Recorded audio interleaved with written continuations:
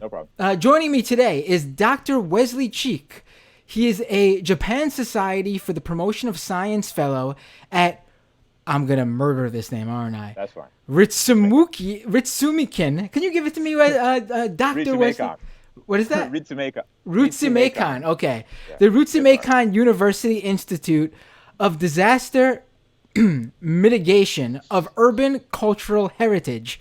Ooh, I what know. an That's a long intro. name. What an intro. I know. But I'm sorry about that. also we were interrupted by the feed cutting out, and I'm sure that's going to happen actually Okay.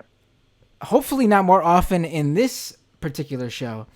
But people have been complaining nonstop of bad really bad basically internet connection because everyone is home right now Oh yeah. because of the Yeah. Yeah. Sure. coronavirus. Yeah. Let me give you Right. let me give you a second to actually. I'm just going on because all this shit literally just happened at once. That's okay. Wesley, please. Hey, what's up, man? I'm doing great, man. How are you?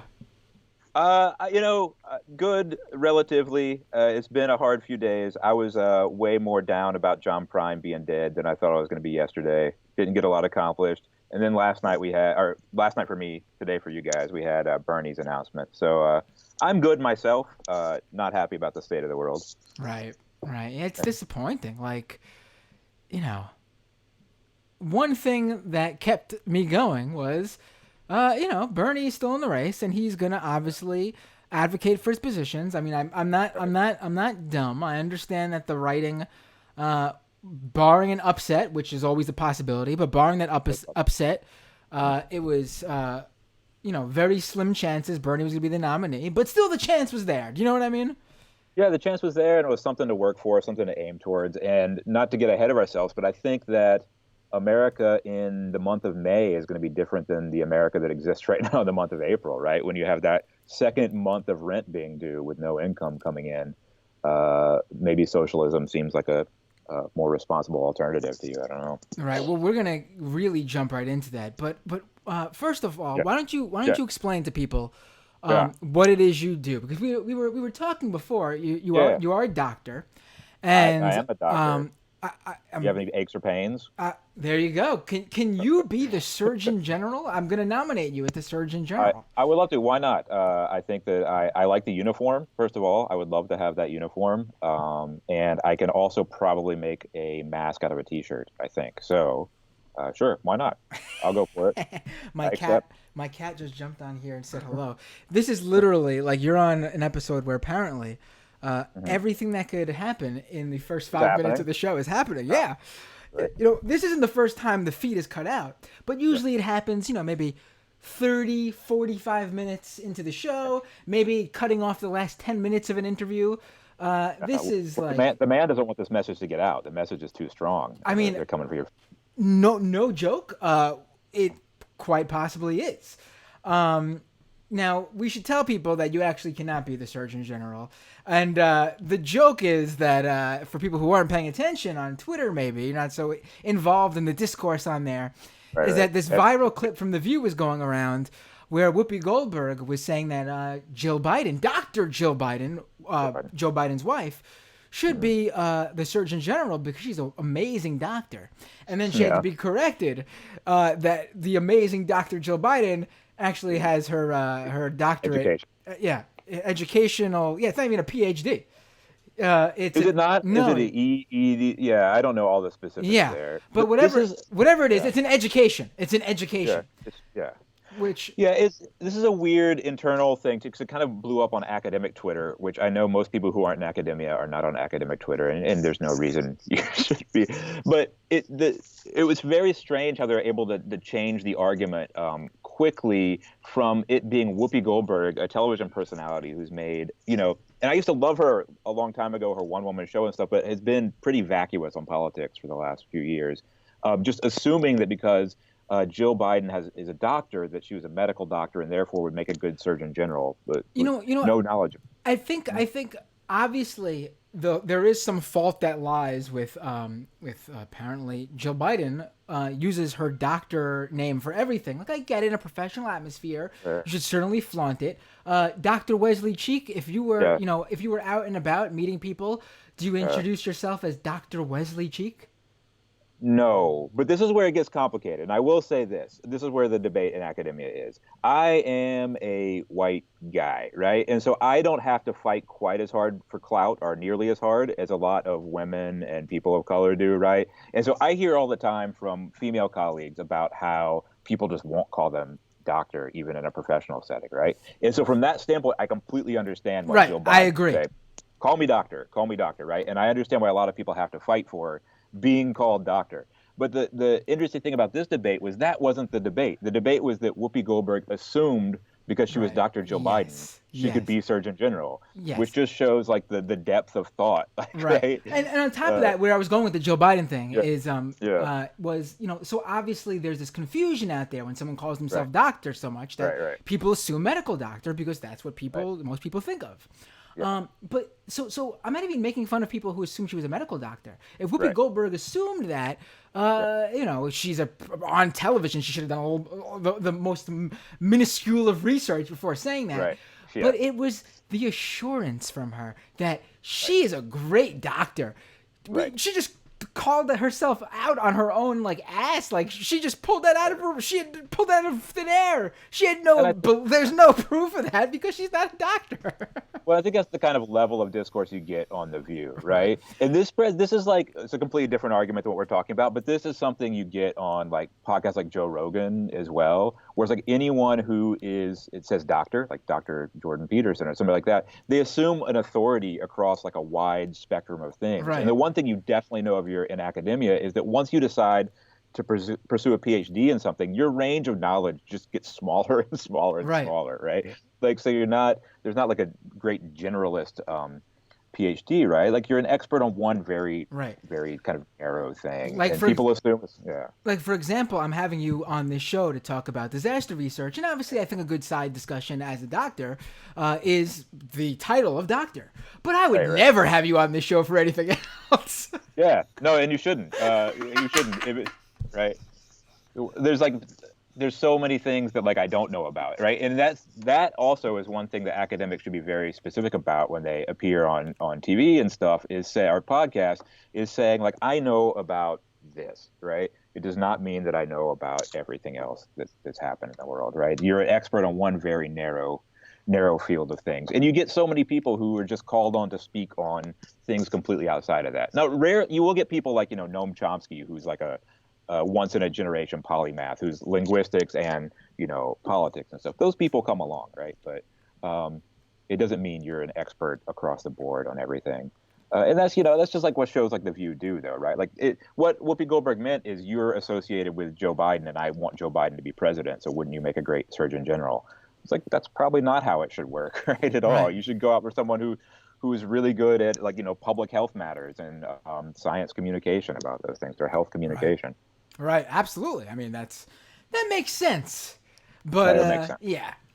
But that's where policy. I mean, that's the level it's at. It's about personality and things like that. I mean, I wish I could just say, yeah, it's just Whoopi Goldberg. Let's throw it to the side. But if anything has shown me that show is extremely influential nowadays, it's this primary. Yes, I mean, the era of Trump has shown us that people who know nothing about politics care very much about politics right now, but have also done no basic groundwork to get themselves, a little bit of background into understanding politics. So you have a bunch of people out. Yeah, you have a bunch of people out there right now who really care about politics, talk about it as if they know something, but know absolutely jack shit about politics. And I wish everyone got into politics and actually, got involved. But that's unfortunately not what we're seeing. We see people just treat it as if it's an entertainment show, and they want their team to win. Right. Yeah. It's treated like a TV show, and you root for your character, right? And you root for your people on your character's teams, right? And it's just a very bad way to think about it. Even to implicate myself, we run into that with Bernie Sanders sometimes, right? And we forget that part of politics is also being really critical of the people that you support. And I think Sanders supporters have been better about that than other people's supporters, of kind of holding their candidates' feet to the fire and saying, here's what you're not doing, here's what you need to do, right? But I think more broadly, I agree with you completely. We need more people involved in politics. We need everybody to be interested in politics. But we also need to have a more sophisticated understanding of what the actual politics are. What are Joe Biden's politics? Do we know? Are we sure? I don't know. Right. So I'm sure I'll be doing a full episode actually on in the coming days on Bernie Sanders and what his movement meant and what's going forward with people who supported Bernie Sanders. We'll probably be doing many shows on that. But let's get to the meat of what we're going to talk about today. Okay. What we planned on talking about today before Bernie Sanders decided to I know, sort of man. rain on He our parade. threw a rich in there. Yeah, I know. Bernie. So you tweeted out just a few days ago something that really caught my eye. Now I know you from Twitter. I know you've been a long time Yay. Majority Report listener. That's true. I used And to be on the Majority Report before you were on there. It's crazy. right. And OG Majority Report listener. right, and I just wanted you to know that I to the Majority Report listeners out there who were involved when I was on the show.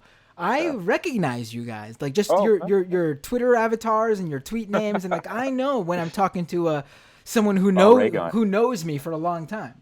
So I really appreciate this thread that you put out there. Great. I'm gonna read it so people understand because I think this is a great way to kick off, and then I'm gonna shut up, and you could truly get people to understand what's going on here. I have to say, though, this is a highlight for me, having my complaints from Twitter, which I do routinely, being read on the air is what, that's what Twitter's about. See, you complaining. This isn't just a Twitter complaint, though. This is a legit critique that I think the left should listen to here. I agree with you. Okay. So Wes, who is at Wes in Japan on Twitter, you should follow him, is I have been poking a finger at lefty media for about a year, asking why they don't do more to explore the overlap between disaster research and leftism. The result has been almost zero engagement with disaster researchers. Then, when a disaster occurs, lefty media turns to the same people they talked to before this pandemic and ask them what to make of it. The irony is that this approach mirrors our governmental approach to disasters. I'm not trying to complain or even self-promote. I'd be happy to recommend plenty of people who aren't me. I obviously did not take heed to that recommendation. But I just feel, Wes continued, I just feel like a tremendous opportunity to make sense of these things was and is being wasted. And then he adds, Sam Cedar is exempted from my diatribe. He tried, blah, blah, blah, blah, blah. That part's irrelevant. Who cares about that? But please explain to me. And I agree with you, actually. Clearly, this is an area where the left should be excelling from the get-go. And in fact, before we started the show, I said if this was like a movie, if this was like a script with like a movie with like the proper twists and turns, Joe Biden would be winning. This whole coronavirus pandemic would have happened. And Bernie Sanders would, like a phoenix out of the ashes, rise. Right. And there would be a complete turnaround of people realizing that Bernie Sanders' policies are perfectly meant for the moment. And he would all of a sudden be turn around and start winning. Like the underdog he is. Sadly, this is not the movies and real life sucks. But explain this to me. Sure, yeah, and I think I kind of started hitting on this on Twitter whenever Chernobyl was out on HBO, and there's all these kind of right-wing accounts saying, see, that's what happens when you have, communism, right? This is the kind of disaster that happens under communism. And I was kind of insisting, well, no, there's similarities across very much of every disaster we've ever seen that you're seeing in Chernobyl. And some of the aspects of it, some of the atmosphere of it and things are unique to the late stage Soviet Union. But these are things we see across disasters completely. And I was kind of putting that out there, trying to get it out there. I pitched some ideas some places. It never really got picked up. And so it was kind of like I couldn't I kind of get frustrated with that. I feel like on the left, we should definitely be the leaders on looking at these things, right? I feel it matches up with our political stances so much, and just there's a lot there, but I'll start unpacking it. I think the easiest way to do it is just to explore this idea to start with that so many disaster researchers are hitting people over the head with, of saying there is no such thing as a natural disaster, right? There's no such thing. We should erase that from our language. We should erase that from our thinking. That no disaster is natural, right? And so how do I explain that to people? Well, there's a lot of ways to understand that, but I think like an easy way to look at it is if you had like a tornado that went through the desert somewhere, right? Nobody's out there, nothing happens, right? Except for it goes through the sand, blows up sand everywhere. It's not a disaster, right? If you have a tsunami that hits an empty island in the middle of like the North Pacific with no people on it, just hits the island, you don't have a disaster. You have something that happened, right? You have a natural hazard. You have this thing that happened. But what you have to have a disaster is an interaction with people and society, right? And so all of these disasters that happen are from things that society does and society builds, and the interaction. We say in disaster research, the simplest way is to say it's the interaction between a hazard and vulnerability, right? And so when we start to explore what vulnerabilities are, we see that these are parts of social processes, right? They're socially produced vulnerabilities. So they're not equal across society, and they usually match up with the inequalities that exist in our society, right? So if we, as leftists, we definitely are interested in how we socially produce inequality in society, right? Like that should be our thing. That is our thing that we care about, hopefully. And so when you start to deconstruct, like what are these these vulnerabilities that are socially produced, you see that in most societies, at least since we're societies under neoliberal capitalism, it matches up with the effects of neoliberal capitalism, right? The people who are made vulnerable by neoliberal capitalism are the people who are vulnerable to disasters, by and large, right? And so when you start to deconstruct that idea of a natural disaster, you also start to critique the society that is producing the vulnerabilities. Does that make sense at all? Yeah, it does. So what you're saying is basically, at least let's parse this out. Let's go by Okay. each bullet point here. I guess we could call it. Okay, let's go. All right. So there is no such thing as a natural disaster. We always hear that in the media, a natural disaster. It's usually something that people say is not man-made. For example, a terrorist attack is not a natural disaster because it's people hurting people, directly hurting people. You could see that someone is doing something to somebody. Now, what you are arguing, as someone who does your work in here, is that you could even say this for what we commonly refer to as a natural disaster, because it is the politics of this that ends up that is created by people, obviously, and the policies they pass it and fight for it and pass. That is what ends up hurting people in a natural disaster, or something that we shouldn't call a natural disaster, I guess. Right. I think your explanation, your example with a tornado happens in the middle of a desert. And that's a natural disaster, but it doesn't seem to affect anybody. Yeah, it's not. It's just a thing that happened, right? It's Right. an event. It's a hazard. Well, let me give you like a real world example. Like we're all familiar with Hurricane Katrina, right? And I spent the last 8 years living in New Orleans. So people in New Orleans, it's interesting, really just get this fundamentally. Like you don't have to do much explanation of disasters not being natural, right? So if you're to think about Hurricane Katrina, and I'm going to just talk about its effect on the city of New Orleans. Right? It had some different effects over into Mississippi and stuff. But the city of New Orleans, the hurricane itself, the hazard, the natural hazard, didn't do that much damage relatively to the city of New Orleans, right? The damage that we see happen to New Orleans was because the levees failures of the levees, right? Levees are not natural phenomena, right? Levees are built by people and maintained by people for specific reasons, right?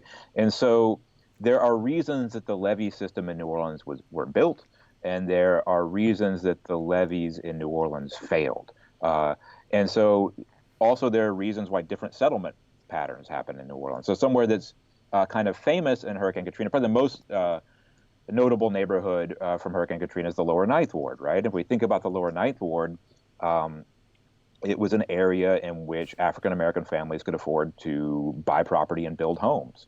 And then it also used to be a very multiracial neighborhood until integration of schools and white flight, and all the white people moved out to the parishes and went to different schools, right?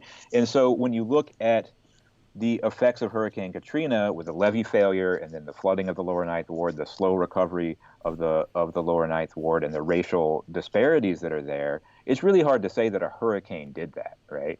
That's not a hurricane didn't do that. A hurricane came through and shoved water up Mr. Go, the Mississippi River Gulf Outlet Canal, which was built to increase trade, to facilitate trade, right, and to make boats be able to go up faster to New Orleans. Water came up it, hit a levee, flooded, broke that levee, came over the levee, and then flooded a neighborhood heavily African American neighborhood, and then that was slow to recover. The only kind of natural component in that is the hurricane part, which is responsible for kind of pushing water in one direction, but it isn't responsible for everything that happened after that, which is part of how human beings constructed New Orleans, right? Right. And then every part of uh, racism, every part of the economics of New Orleans, every part of the power structure of the city and the state and the federal government that kind of made that arrangement is what is implicated in that. Right. Now, I just want to actually, I want to segue to something else, actually, because we're Sure. talking about natural disasters in terms of Mm. what we would commonly, before, I guess, 2020, Mhm. I guess if you were born between the years 1918 and Wow. 2019, Okay. you would commonly think of a natural disaster as an earthquake, a Right. hurricane, a tornado, weather-related events. Um, Yeah.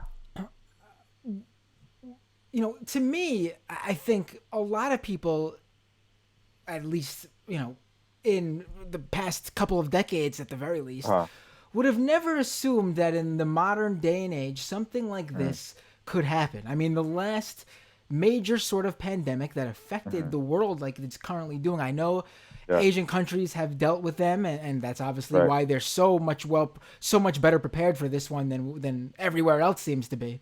But it seems like the last global pandemic was Mhm. 1918 before this, what we're dealing with now with coronavirus. I want to get your thoughts on how a pandemic uh, Mm. sort of takes that same essence of these other natural disasters we're talking about in terms of Right. how people could have avoided these things and Mm. basically gotten us away from where we are right now. Yeah, Because I I think it's an think interesting I do question. think it's a sorry to interrupt you, but because I do think it's a That's right. lot more obvious for hurricanes and earthquakes, because Hmm. you can see the damage in front of you just from Right. walking down the street. Whereas this, I mean, we see right wingers basically walking around their neighborhoods, standing outside of a hospital with a video camera and saying, "I'm not seeing bodies anywhere. Right. Right. This is overblown. Nothing's happening." Yeah. Yeah, I think it's an interesting question. It's hard too because as someone who researches disasters, like part of my training or my reading or anything preparing for this wasn't looking at pandemics, right? Like it wasn't. I mean, I understood they existed, right? But it wasn't. I didn't do a lot of readings on how did the pandemic do this. But as this kind of goes on, you start to see so many connections to what happens in disasters that I think there is something there. And yeah, I think the question there's a lot of different facets to the question that you're answering, that you're asking. But like one thing I think you can look at it is that we live in a world where globalized urbanization, is supposed to be well, it is the thing that drives capitalism, right? And that if you're just going back to reading your basic reading of Marx, right, is that you have to like eradicate like space and time, right, to make this whole thing keep going on and be more efficient, right? And so we've done that. We've done that over the last century of making things move really fast across all of the spaces in the world. And we've but what that enables then, right? It's supposed to enable commerce and money, and a technocratic elite can move around the world really quickly. Um, but what it's not supposed to enable is for things like viruses to move around the world really quickly. But you can't just have the good parts without the bad parts, right? That's the great thing about trying to think about things dialectically, which hopefully we do, right? Is that to create all of these things that are supposed to be good, you're also creating all of these other circumstances which might not be. One of those is, you see this obviously over the last however many years of we want goods to move across borders, but not people, right? We don't want to have immigration, right? We don't want that, but we want goods and money to move across borders, capital to move across borders. That's one thing. And then we have now where we're like, okay, well, we want the world to move quickly all over the world. We want it all to be urbanized, but we also don't want a virus that arises in one part of the world to be able to move anywhere else in the world. That's one way to think about it, and just thinking about how we create it and how we socially produce risk, right? But the other ways are all of the ways that we've set ourselves up to fail addressing other disasters are becoming obvious in this pandemic, right? If you watch the response of the Trump administration to in Puerto Rico to Hurricane Maria, right? You're seeing, you got the preview, right? Right. You're seeing it now. Right. Like, were the initial reports in Puerto Rico of how many people died? Like a few people died, not a big deal, whatever. The power's out. We know now that thousands of people died, right? Right. And then we just kind of kept going on. We didn't stop and say, that's crazy. How did we allow this to happen, right? And so now you're seeing the same thing with the current Trump administration, which is, the preview of what you got in Puerto Rico. And one of there's all sorts of definitions of how we look for fascism and things. And one of them that I've always found interesting is the idea that the administration of the colonies comes back to the fatherland, right? And that's one definition of it. I think that if you're looking at the situation, from Puerto Rico into this, you see that, right? Sorry, I'm kind of going far afield. No, on that no, one, no. Let me bring this up. Just you brought up how we know all these people have died, and this isn't even so much related. This is just a thought that popped in my mind. When you're young and someone dies, it's like you feel like this is a huge event that just happened. And as I've gotten older, maybe it's just me, but I still, when I hear that someone dies, to me it's like a big thing. But the world, I feel like when I was little, I felt like everything just stopped for this person. This person was like remembered, and now it's just like I grow up, I still feel that way. But like if someone dies, the world just moves on, and the person is so quickly forgotten. Like you're mourning that country singer who just died from coronavirus. John Prine. Right. Yeah. I feel like if someone like that died like 10, 20 years, not 10, 20, 30 years ago, it would have been like a national, like it would have been, people would have made a big deal about it. Now you just see some news articles and, tomorrow the world will continue on as if that didn't happen just the other day. It's crazy. I don't know if it's something everyone else has noticed or just something from me. I mean, this isn't so much related to disasters. Sort of, I guess, because, so many people dying at once, how easy it is for all those people to just be forgotten even quicker. Well, I think that brings up a different thing, but that I'm very concerned about with this, is that with this pandemic, things have been happening so quickly, like every day is like a month's worth of news, right? That I think we're accruing this kind of trauma that we haven't thought through. Like we keep talking about, like, what are we going to do when this is over? Like what happens after this, right? And one thing I learned from working on disasters, and especially from living in New Orleans, 10, 15 years after Hurricane Katrina, is that these things aren't ever over, right? These disasters don't end. They're not over just because the rescue phase, the response phase is over, right? And so I think there's going to be a lot of trauma that's not being addressed right now that is just going to continue with a lot of us for the rest of our lives, right? And it's part of what you're saying is this kind of acceleration of it. And just we have all of this, I know you guys in New York are having a horrible time of it too, but in New Orleans, all these people that are just instrumental to the culture of the city have been dying.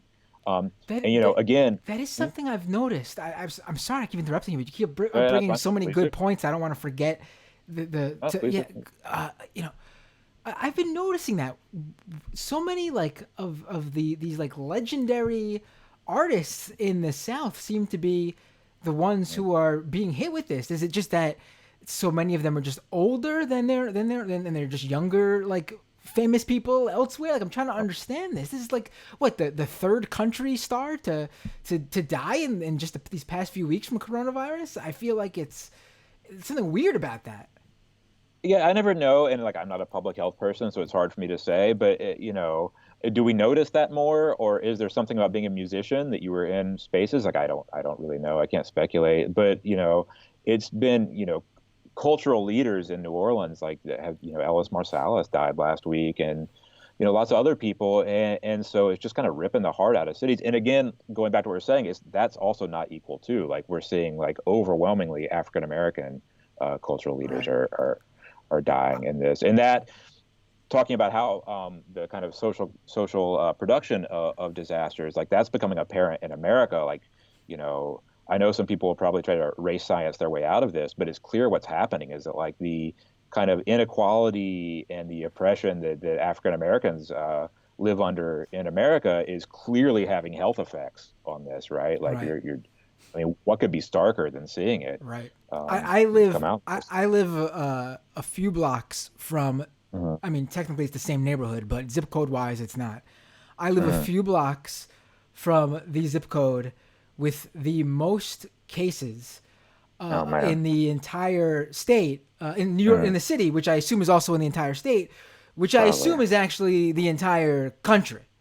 Yeah. And it's a the area. These few blocks are actually they same same sort of people live, but there is like a weird line where you get a whole different neighborhood in terms of demographics.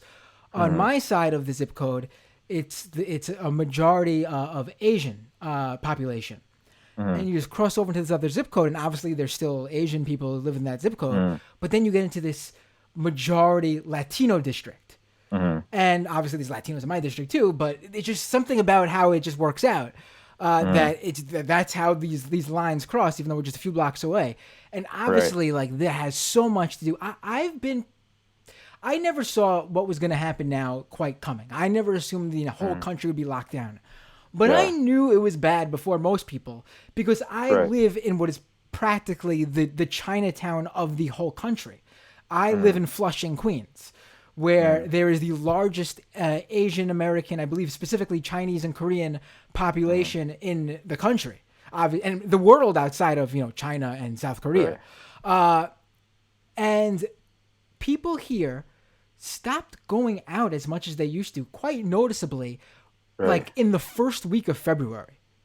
Like I remember walking through my neighborhood Saturday night with my family.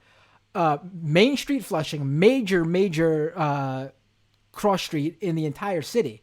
One of the biggest probably outside of Manhattan, period. And it was empty on a Saturday night. I remember distinctly saying, this is really weird. And this is like February 5th or something like that. Yeah. And I remember, and I've lived in Flushing my entire life. I have seen my Asian neighbors wear face masks for as long as I could remember. When I was younger, when I was a kid in elementary school, I don't remember that because I don't think it was quite there yet. But certainly early 2000s, like 2003, they're all wearing masks. Like they knew that's what they had to do. And like it's just like crazy to me. Like it's just like to go back to what we're talking about, these demographic breakdowns. And like obviously I think what's keeping Asian Americans, who a lot of Asians are working class here in this city too, is just they just had the preparedness from seeing what happened in very many of them are immigrants, so they saw what happened there, and if they aren't, they saw what their parents or grandparents came from, and they were prepared for it. And I think that's actually why and I hate to go on this whole monologue here, but just to bring up something else up. That's fine. There was, in that same time period, that early February time period, you heard all these stories about Asian Americans being attacked in New York City because people were hearing about this. And the funny thing is, a lot of those attacks were happening along the 7 train line, which is the first stop of the 7 train line is right here in Flushing. So it's a lot of people from this community going to work elsewhere in Queens or in Manhattan. So it's like very clearly like this was like the area of blame too. It's just, I just threw out a lot of different things in one little thing, but you reminded me of so much with what you were talking about. Well, no, I think, probably I would guess that the communities you're talking about also have a connection to watching the news from the country their family came from, or watching, And so if you were in Asia in early February, this was dominating the news, right? Like I was trying to go back and see like when was the first time I was kind of reacting to this, and I found on Twitter a photo of myself wearing a mask on February 1st, right? So it was kind of hitting the news over here then as a big deal, right?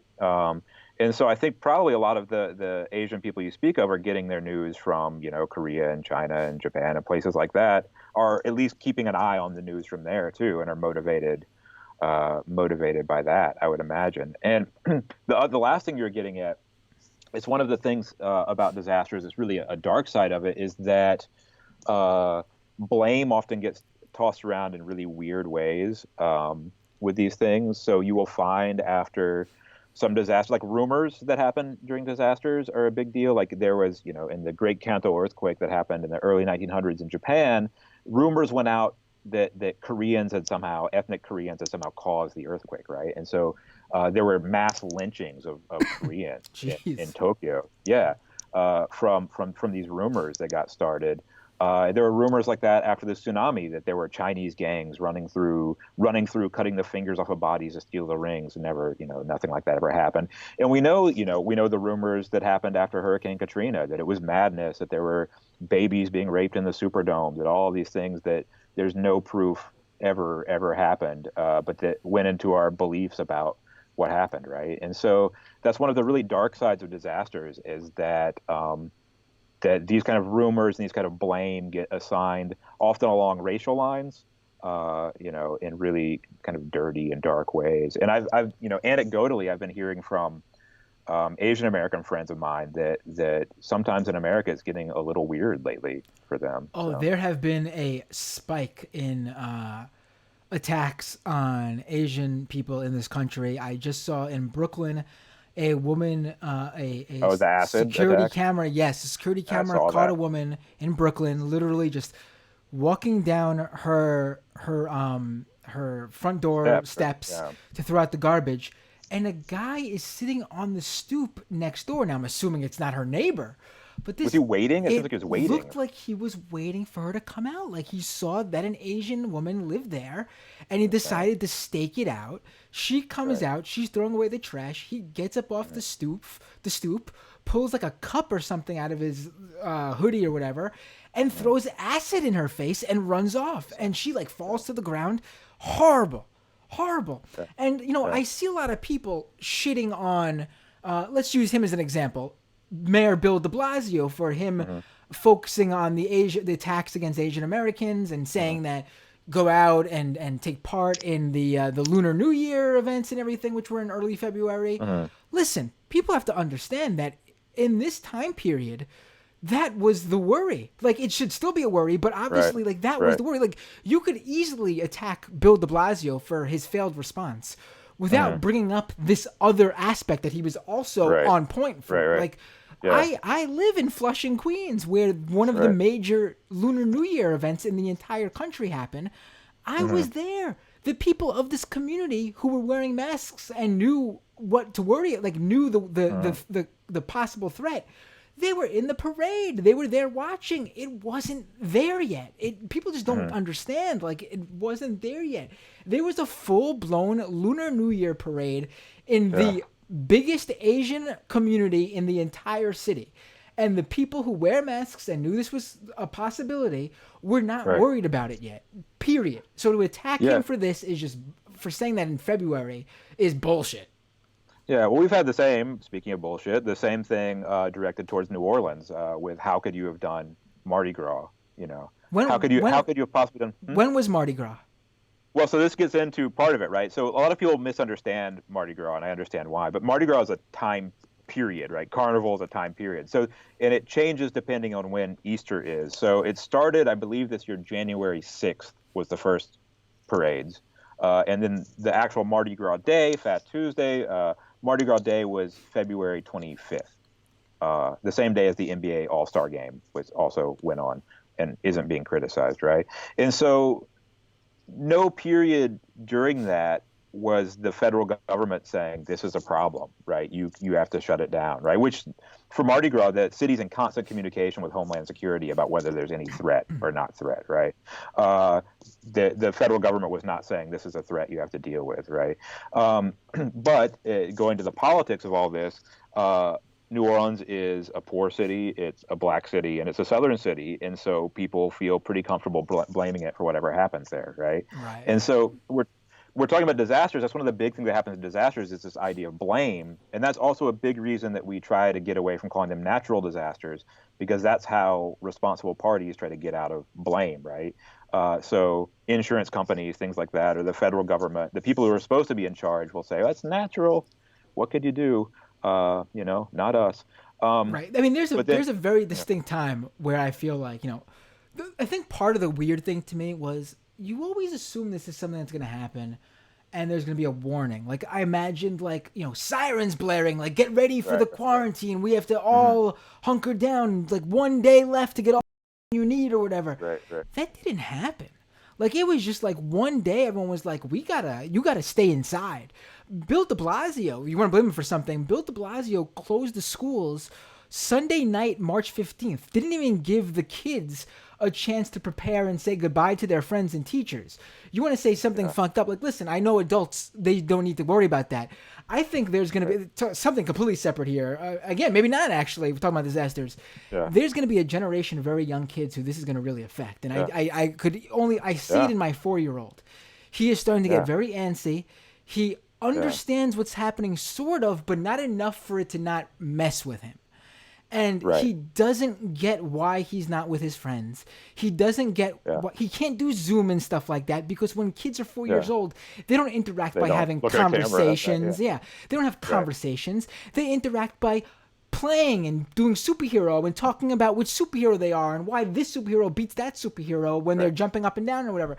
They don't have a conversation over Zoom or Skype. I have an 8-year-old and a 3-year-old, and so in Japan, school, well, it depends on what prefecture, but in Kyoto, our schools got stopped on like March 1st, right? So my 8-year-old has been out of school for over a month now. We're lucky. I'm in a lucky situation because I'm at a university. He comes into work with me and does, hangs out in the office. But, it's clear he's missing out, right? He's missing out on school, and he misses his friends. Yesterday, they went in for like an hour because it's a new school year in Japan, to get their new class assignments and homework. And my wife was saying, like, I haven't seen him like come home that happy in like a long time because he was at school, right? And so I think you're right. Like, and it's really hard to explain. To my 8-year-old, I can kind of explain it. He gets it. My 3-year-old says coronavirus all the time because it's on the news. But his preschool was supposed to start this Friday, and he's not going to have preschool's not starting, and so they're missing a lot of these big kind of life markers. And I think you're right. I think it is something that's going to hang with them for the rest of their life. And I've been telling my 8-year-old, when he comes here, I'm like, I know this is weird. This is going to be something you're going to talk to your grandkids about. When I was a kid, we went through the coronavirus, and I couldn't go to school, and I had to hang out in my dad's office all day. Right? It's going to be a generational marker for sure. Right. I think of when I think of just about how long it was between these two major global pandemics. 1918, the Spanish flu. This is what I keep thinking of. My grandma was born in 1915, I believe. She passed away in 2012 at the age of 96. But she was like 2 or 3 years old when there was the last pandemic. That's like when I was born, she was already in her 70s. Right. That's how long ago. Like that's just like, it's just mind-boggling. And like this is something that there's people who were born in between and died before who have never experienced this. Right. Yeah, I think there was like Asian flu in the 50s, 60s, right? But it was big, but not like the world shut down. Right. Like we are now. But this is one thing that people, if you're worried about climate change, as we all should be, this is something we need to be looking at too, because a lot of disease, it's only going to be made worse by climate. Like climate change doesn't make any of this get better. Right. It just doesn't. Sorry, go ahead. No, please continue, please.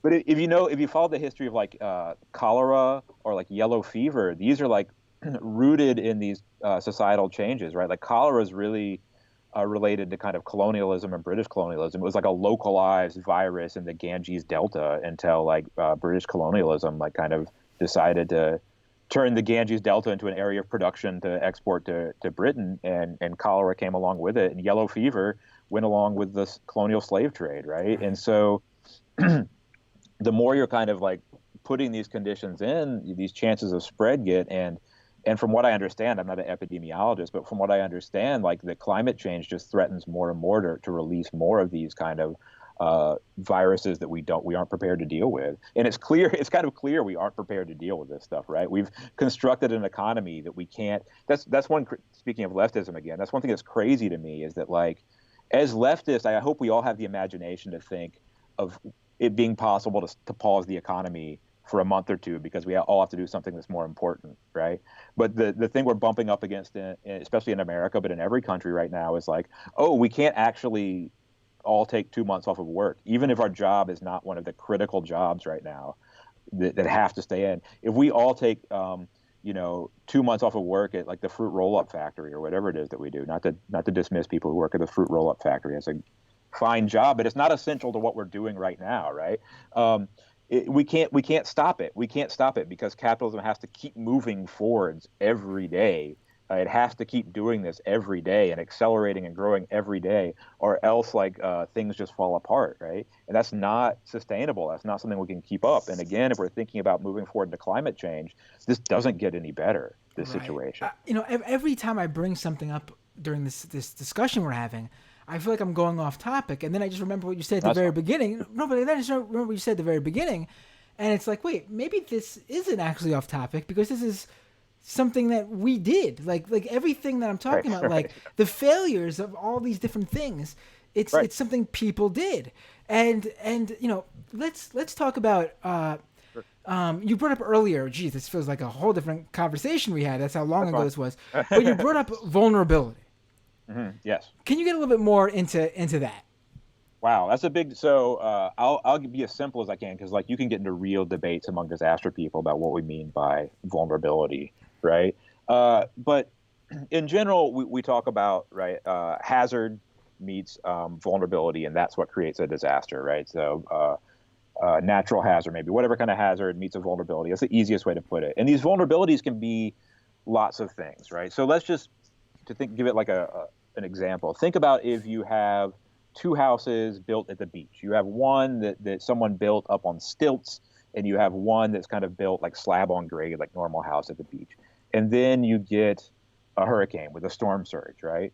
And the house on stilts is fine. Water went under it. It's up above the water. It didn't flood, went through. The slab on grade house just got flooded. It just caught it from the storm surge because of the way it was built, right? It's more vulnerable to it. And then if you try to take that and make it more complicated, well, why did people build their houses this way? Maybe the person with the slab on grade didn't have the money to buy a house on stilts. Maybe they couldn't put it in that way. Maybe they're disabled and needed wheelchair access, and so they couldn't build an elevator in their house, right?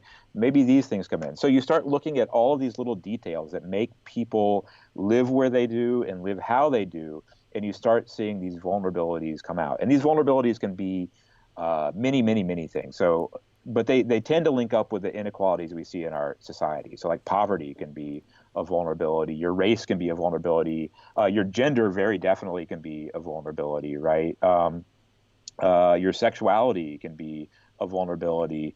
All these things can be. And it's also important to think about, these aren't a constant. You can't just plug them into a spreadsheet and say, your vulnerability is ABC.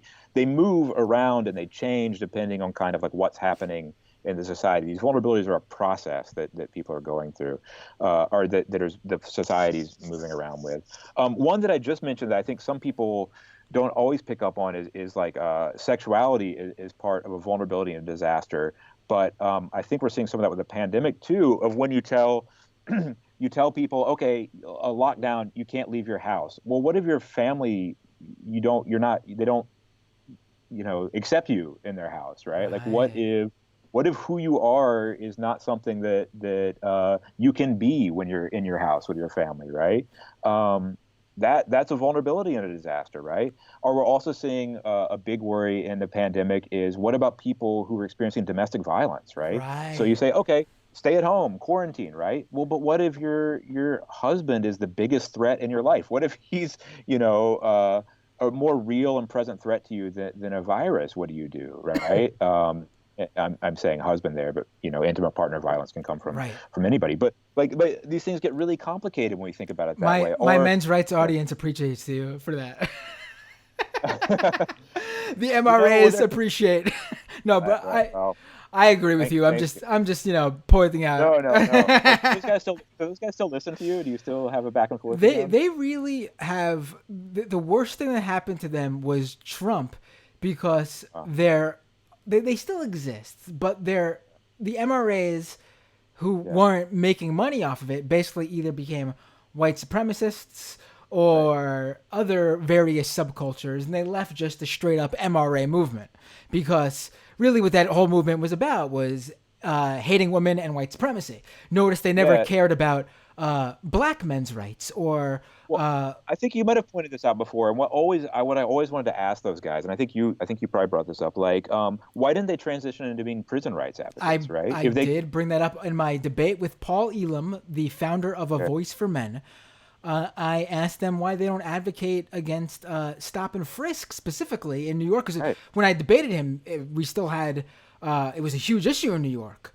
I believe Yeah. Mayor Bloomberg had just left office or something like that. And I asked them that, and they seemed befuddled as to what stop and frisk was. And Well, and it's like where, if you're really concerned about the suffering of men as a category, right? Like whatever that category is of men, look at incarceration numbers, right? Look at what happens to people in prison. Like, right? If you want to do the most effective work you can, why don't you move there? But I think what you're saying is true. They don't care about men as a category. right, They care about like a certain kind of power, I, usually white supremacist and most definitely misogynistic, right? I remember after that debate, I checked into the A Voice for Men forum to see how they thought Oh no, their no, dear leader did. Paul yeah, Elam did. And I remember being shocked that they thought he did terrible. They oh hated good, they hated me and the points I brought up, but yeah, they enjoyed that I actually debated, whereas he just read from a right, paper. But I'm bringing yeah, this up to say yeah, that one thing they were specific about uh-huh, was stop and frisk was not a men's issue because those uh-huh, men weren't being stopped and frisked for being men. They were being right, stopped and frisked for right, being black. right. Well, Imagine the hoops you have to yeah. jump through for that. I mean, Yeah, if I can put on my sociologist hat for a second, and I was teaching like freshman sociology all last year. That's one of the things you try to get people to understand that like when we think this category of men is like a solid man is a solid category that holds up, but when you start kind of querying it in that way, you see that like maybe men is not the category that they mean when they say that they're for right, men. right, They mean something very specific and different from men as a category. right. Absolutely. So the interesting thing about vulnerability that you brought up is Hmm. a Okay. lot of we're hearing that word a lot now. Vulnerable specifically. I guess Hmm. same word pretty much. Yeah, yeah. And it's talking about, people's medical histories. Someone Right. who has previous medical issues are particularly vulnerable to the Wonderful. Right. coronavirus. And Yeah. I think you brought up very many interesting points about how there's many different vulnerabilities. Specifically, even if you want to just focus on the medical aspect, Mm. there are medical issues that affect black men, black Yeah. women, Yeah. that affect gay men, either much more or sometimes close to exclusively, in many aspects. Um, you know, there's so many different issues that even overlap there. Yeah. Um, Oh, totally. And not just, again, not a medical doctor, but you can see like all through American society that people like medical issues also don't just affect people naturally, right? There's a lot. Um, well, I mean, so we think about it race wise, we can see like, oppression doesn't just like separate itself off and say, well, I'm not going to affect them physically, right? Like I'm just going to affect like the mental part and the legal part, but it's not going to affect people physically to live their life under kind of racialized oppression. Like, of course it does. There's reasons like we see like the racial differences in medical outcomes and like lifespan. Like look at African American men's like lifespan numbers, right? Look at any of those things, and you can see the way race affects. It's one of those things we have to say in like intro to sociology all the time that race isn't real, but race is also very real, right? Like it's a fake category, it's a made up category, but because we enforce these categories, right? We believe in them. It has these outcomes on people, and so yeah, you can see like the way different health concerns affect people differently. And also, if you've ever been, for working class people, the effect of being working class it has on your body, right? If you have, I've hung drywall, like, and I know people who've done that for their career, and like there's a point where you can't do that work anymore. So there's all kind of like medical issues that affect people differently depending on race, class, gender, sexuality, all of these things that we talk about. right. Like when I'm thinking of like when you look at I mentioned disease that affects people exclusively, and the thing that I've been thinking of as I see these, and again I know you're not a medical doctor, but the thing I see I keep thinking of when I see the number of African American people who are and obviously poverty and all those situations play a huge role. But then I'm also thinking like there's a disease that like sickle cell anemia, that a disease Right. that pretty much exclusively affects those populations. I would love to see a study done on these things that affected certain groups specifically due to the coronavirus. And I bring this up again because, the number of people dying from this is certainly not being accurately reported, because I see right-wingers complaining that, someone with asthma is being written down as a coronavirus death when they should have been written down for asthma. People don't normally die from asthma. They're dying from coronavirus, which is attacking them and preying upon this other thing they already have. But it's not the asthma that's killing them. Yeah, this is one of the most frustrating things. And this debate has been going on in Japan for the last month or two, and it makes me nuts. So one thing disaster researchers know is that the death count is never accurate, and it's always political, right? And I want to say, just to begin with, it's really hard to get a this is the accurate. We're going to have it down to one person, the exact number of a deaths from a disaster. You're never going to have that, right? Because people think that you just look at a body and say they died of this, they died of that. Oh, we figured it out.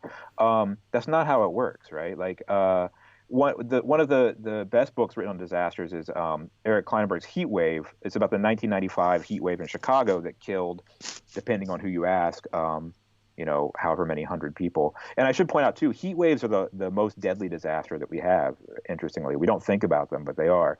But there was a huge political battle over how to classify people. Because if someone died in a one-room apartment that didn't have an air conditioner, and they were poor, and maybe they were also like an alcoholic, and they lived by themselves, can you say that they died of the heat?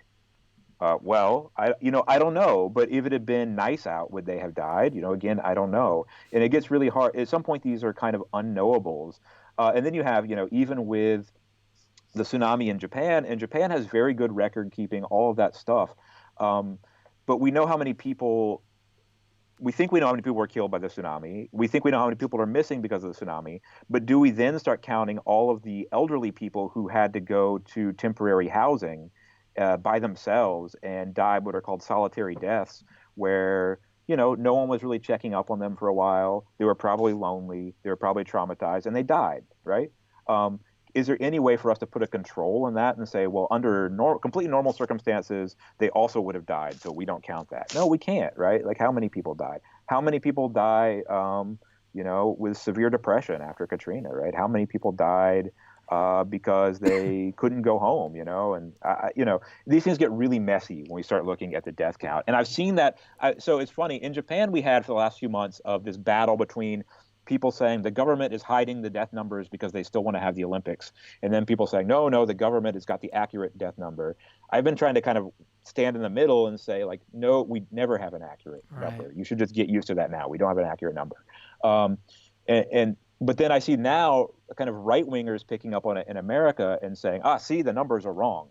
What was it, Britt Hume yesterday saying, this person died with it, but they didn't die of it. It's like, man, you're never going to be able to like actually know the unknowable, right? Like, how many people that didn't need to die died. Right. It's not necessarily knowable, and we're not going around testing corpses, right? Right. And I would also, this also is not as accurate, but if I'm going to be cautious here in terms of trying to be as accurate with the numbers as possible, I'm going to assume that someone who died with coronavirus probably died because of coronavirus, because it is possible that someone had coronavirus who is asymptomatic and just happened to die of something else as they experienced no symptoms from coronavirus. But that seems a lot more like out of that seems a lot more like fantastical than the other. Yeah, it's an outlier. And I contacted my friend is a forensic pathologist, I think is be his title. But he works in a major American city, and I was asking him about this because it's not my field. I'm like, how do we know?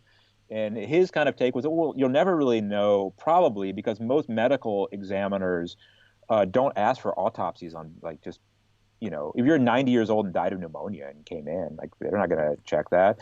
Interestingly, he said that they had been full in the initial stages of this. They were full of a lot more bodies than they usually get because people had started checking on neighbors and distant relatives who they were concerned about. And so we're finding people who had just like died at home. So, do we know? Will we ever know? Like, I don't Right. know I've seen about these things. So, I've seen two things here about that. One is mhm, that people are not going to the doctor or the hospital because they're mhm, worried about getting coronavirus, and then they are yeah, dying at home of like a heart attack or right, something. right, But right, also, I've seen that people are, you know, unless you are, need hospitalization, even if you have coronavirus, the right. hospitals are not taking you in if they think you Yeah, can they can't. wait it out at home, like you could Right. fight it yourself. Yeah, So there's people who are dying of coronavirus at yeah, home, but are right, not being counted because we don't have tests anymore to test the sheer number of people who are actually dying right, at home. So right. it's twofold here.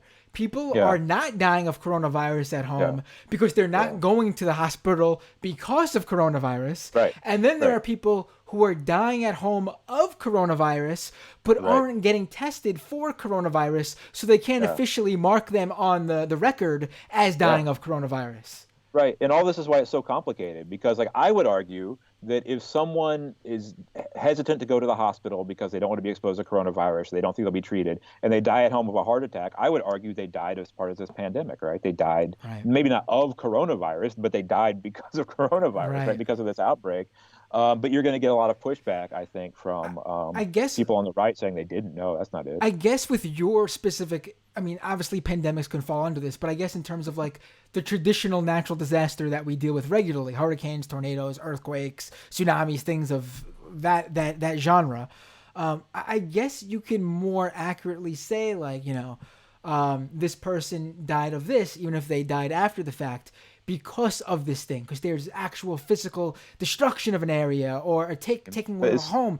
And I guess with medical, in the medical world, like they feel like they need the actual body to have experienced that thing. I don't agree with it, but I'm just trying to parse the.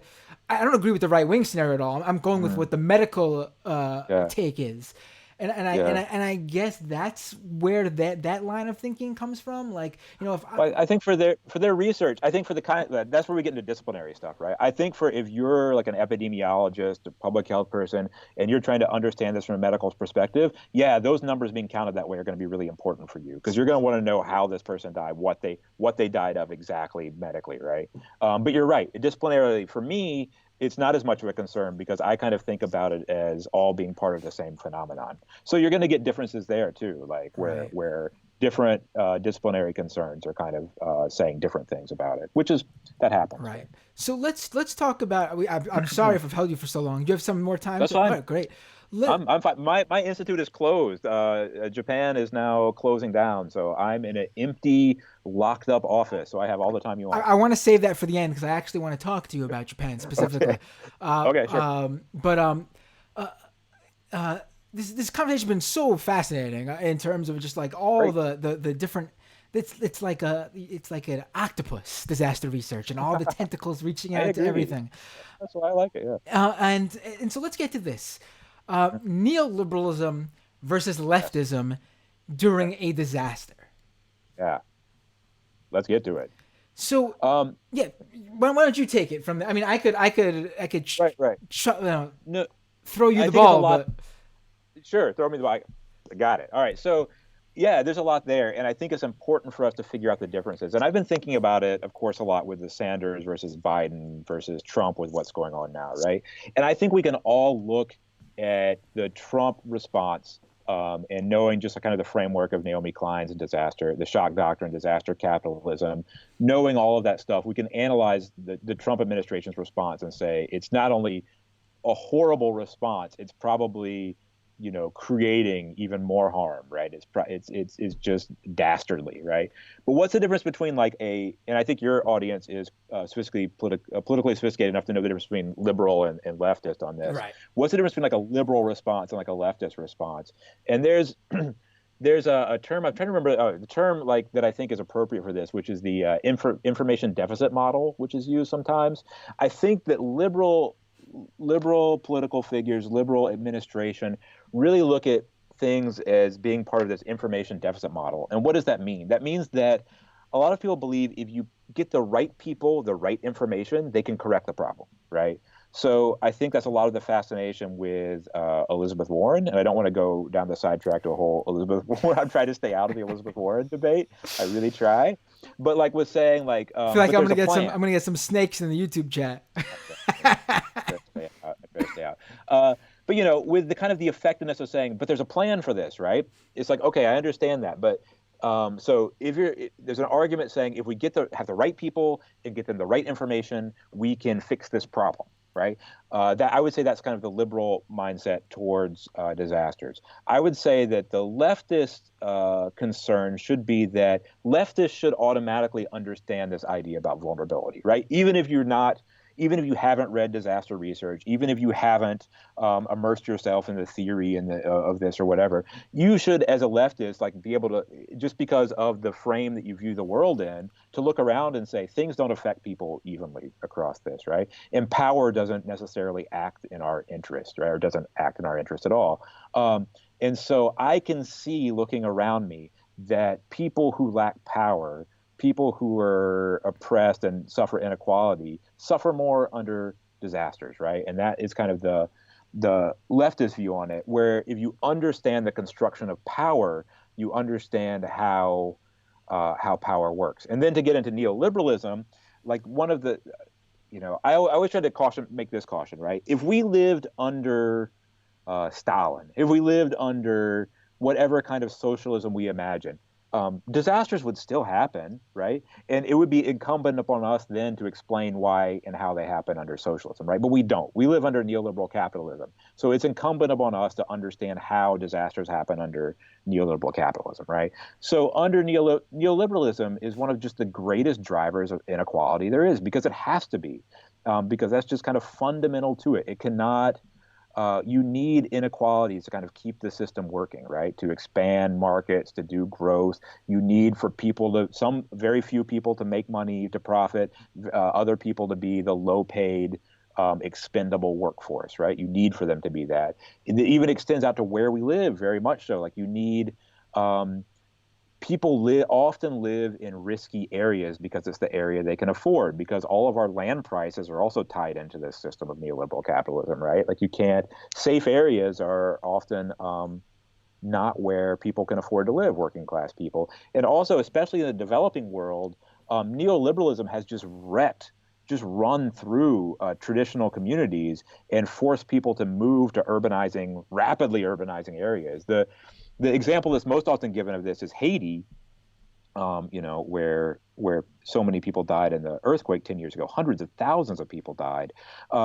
And if you look at the history of Haiti, we know colonialism's wrapped up in that, and then neoliberalism is as well, where people who kind of lived a rural existence on farms and stuff were forced out of that existence by the economic situation. Also by the swine flu, which is where USAID, I think, had them exterminate their pig population, right? It drove farmers into the cities because there were jobs in the cities, and then they weren't building safe homes for people. People put up shanties because that's what they could afford to build and live in, right? So then when there was an earthquake, which wasn't the biggest earthquake, it shouldn't have been as bad as it was, all of this kind of these houses that were put together collapsed and killed people because the kind of neoliberal policies of our economies drove people to be massed in these cities, right? And you see this across the world, people living in riskier and riskier situations because they're compelled to. Because, as you know, as leftists, we know people, if you don't have a lot of money and power, you don't have a lot of choice about where to live and how you live, right? So these kind of ideas that we have under the information deficit model of, well, if we just inform people, we can do the right thing, or we have a good plan, we can do the right thing. A lot of people don't have that kind of freedom in their life and that kind of choice in their life. Does that make sense? Is that getting at what you're Oh no, talking about? absolutely. That makes a lot of sense. I mean, one of the things I worry about in the considering on this neoliberalism versus leftism conversation during a disaster is that, Yeah. and I think you got to it too, but you definitely mentioned it much earlier actually in a completely different conversation we're talking about. But when this is all over, Mhm. quote unquote, like Right. people Right. start I don't think there's going to be back to normal. There's going to be very many. There's not a normal anymore. Yes. But when things go back, as in people go back to work and school, whatever that stuff looks like after this, I think a year, if even that, maybe it will be best case scenario, 2 years will pass. Worst case scenario, like people, okay, we're a month out, everything's fine. There are going to be people who are dropping dead from coronavirus, from the damage caused to their bodies, or from let's talk about the actual coronavirus directly. I mean, what I'm hearing about what it's doing to some people's lungs and the damage it's causing long term. I mean, it sort of reminds me of how there are people who died from 9/11 years and years and years after 9/11. Now, because of our politics, and we like to, conservatives and the liberals like to wave a flag of patriotism, there's been fights for it, obviously, but for the most part, we accept that those people died from 9/11. There's not this sort of other guy, this villain in this scenario.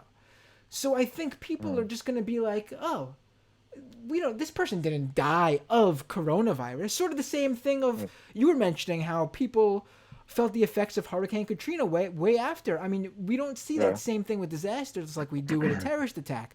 The country comes together in this, the elite come together after a terrorist attack to all point at the villain by doing whatever they need to focus on that villain. And if that means paying respect to the reality that these people who died years after September 11, 2001 died of 9/11, the 9/11 attack, cool. But we're not going to see that from this. There's going to be a real fight needed for I think, if there is some sort of fund to help people dealing with the after effects of this. I mean, I highly doubt there's going to be some sort of thing for people who are sick for the long term. Like there was a fight for the people who had, who were ground zero workers. Like I'm not going to... Well, that really ties in, I think, though, what we're talking about with neoliberalism and the social construction of this, right? Because the pandemic itself, the virus itself is one thing, right? But in America, our medical system is such absolute garbage from neoliberal policies, right? That people who are suffering and will suffer going forward into the future, what does that look like for them, right? Because America isn't a country where you can just go to the hospital when you feel bad, right? And that's one of the things that I just moved back. I used to live in Japan. I went back to America for grad school. I've just moved back to Japan. It's one of those things you forget about until you experience it, where the constant overwhelming stress of just thinking I can't go to the hospital when you live in America, right? Like I can't go to the hospital. I will be bankrupt if I go to the hospital. I can't go to the hospital. That you don't experience when you live somewhere with a actual rational healthcare system.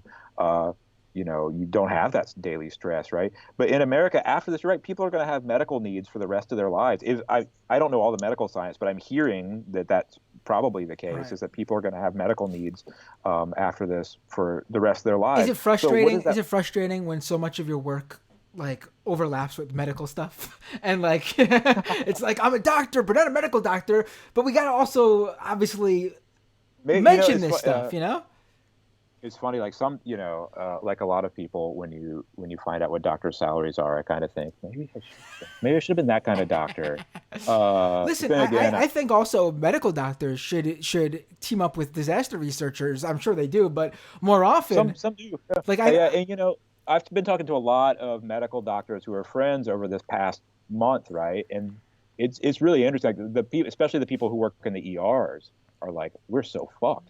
We're so absolutely fucked. Our medical system is just designed, to take money out of people's pockets. It's not designed for us to do this, right? And the situation everyone working in hospitals in the medical field right now is experiencing is just a symptom of neoliberalism, right? To think that you don't have supplies that you need when you're a doctor, like that's crazy. Like, why? That's absurd. And to think that, like, you could be the person whose job it is to clean up like an emergency room, and people think that your job isn't valuable, right? That you deserve to make poverty wages during a pandemic. That's insane, right? So like you have, I was talking to a friend who's a nurse yesterday, and they were saying, like, they just cry every day about this situation because they don't have the capacity to deal with it. And, America is the richest country that's ever existed in the history of the world, and it doesn't have the capacity to supply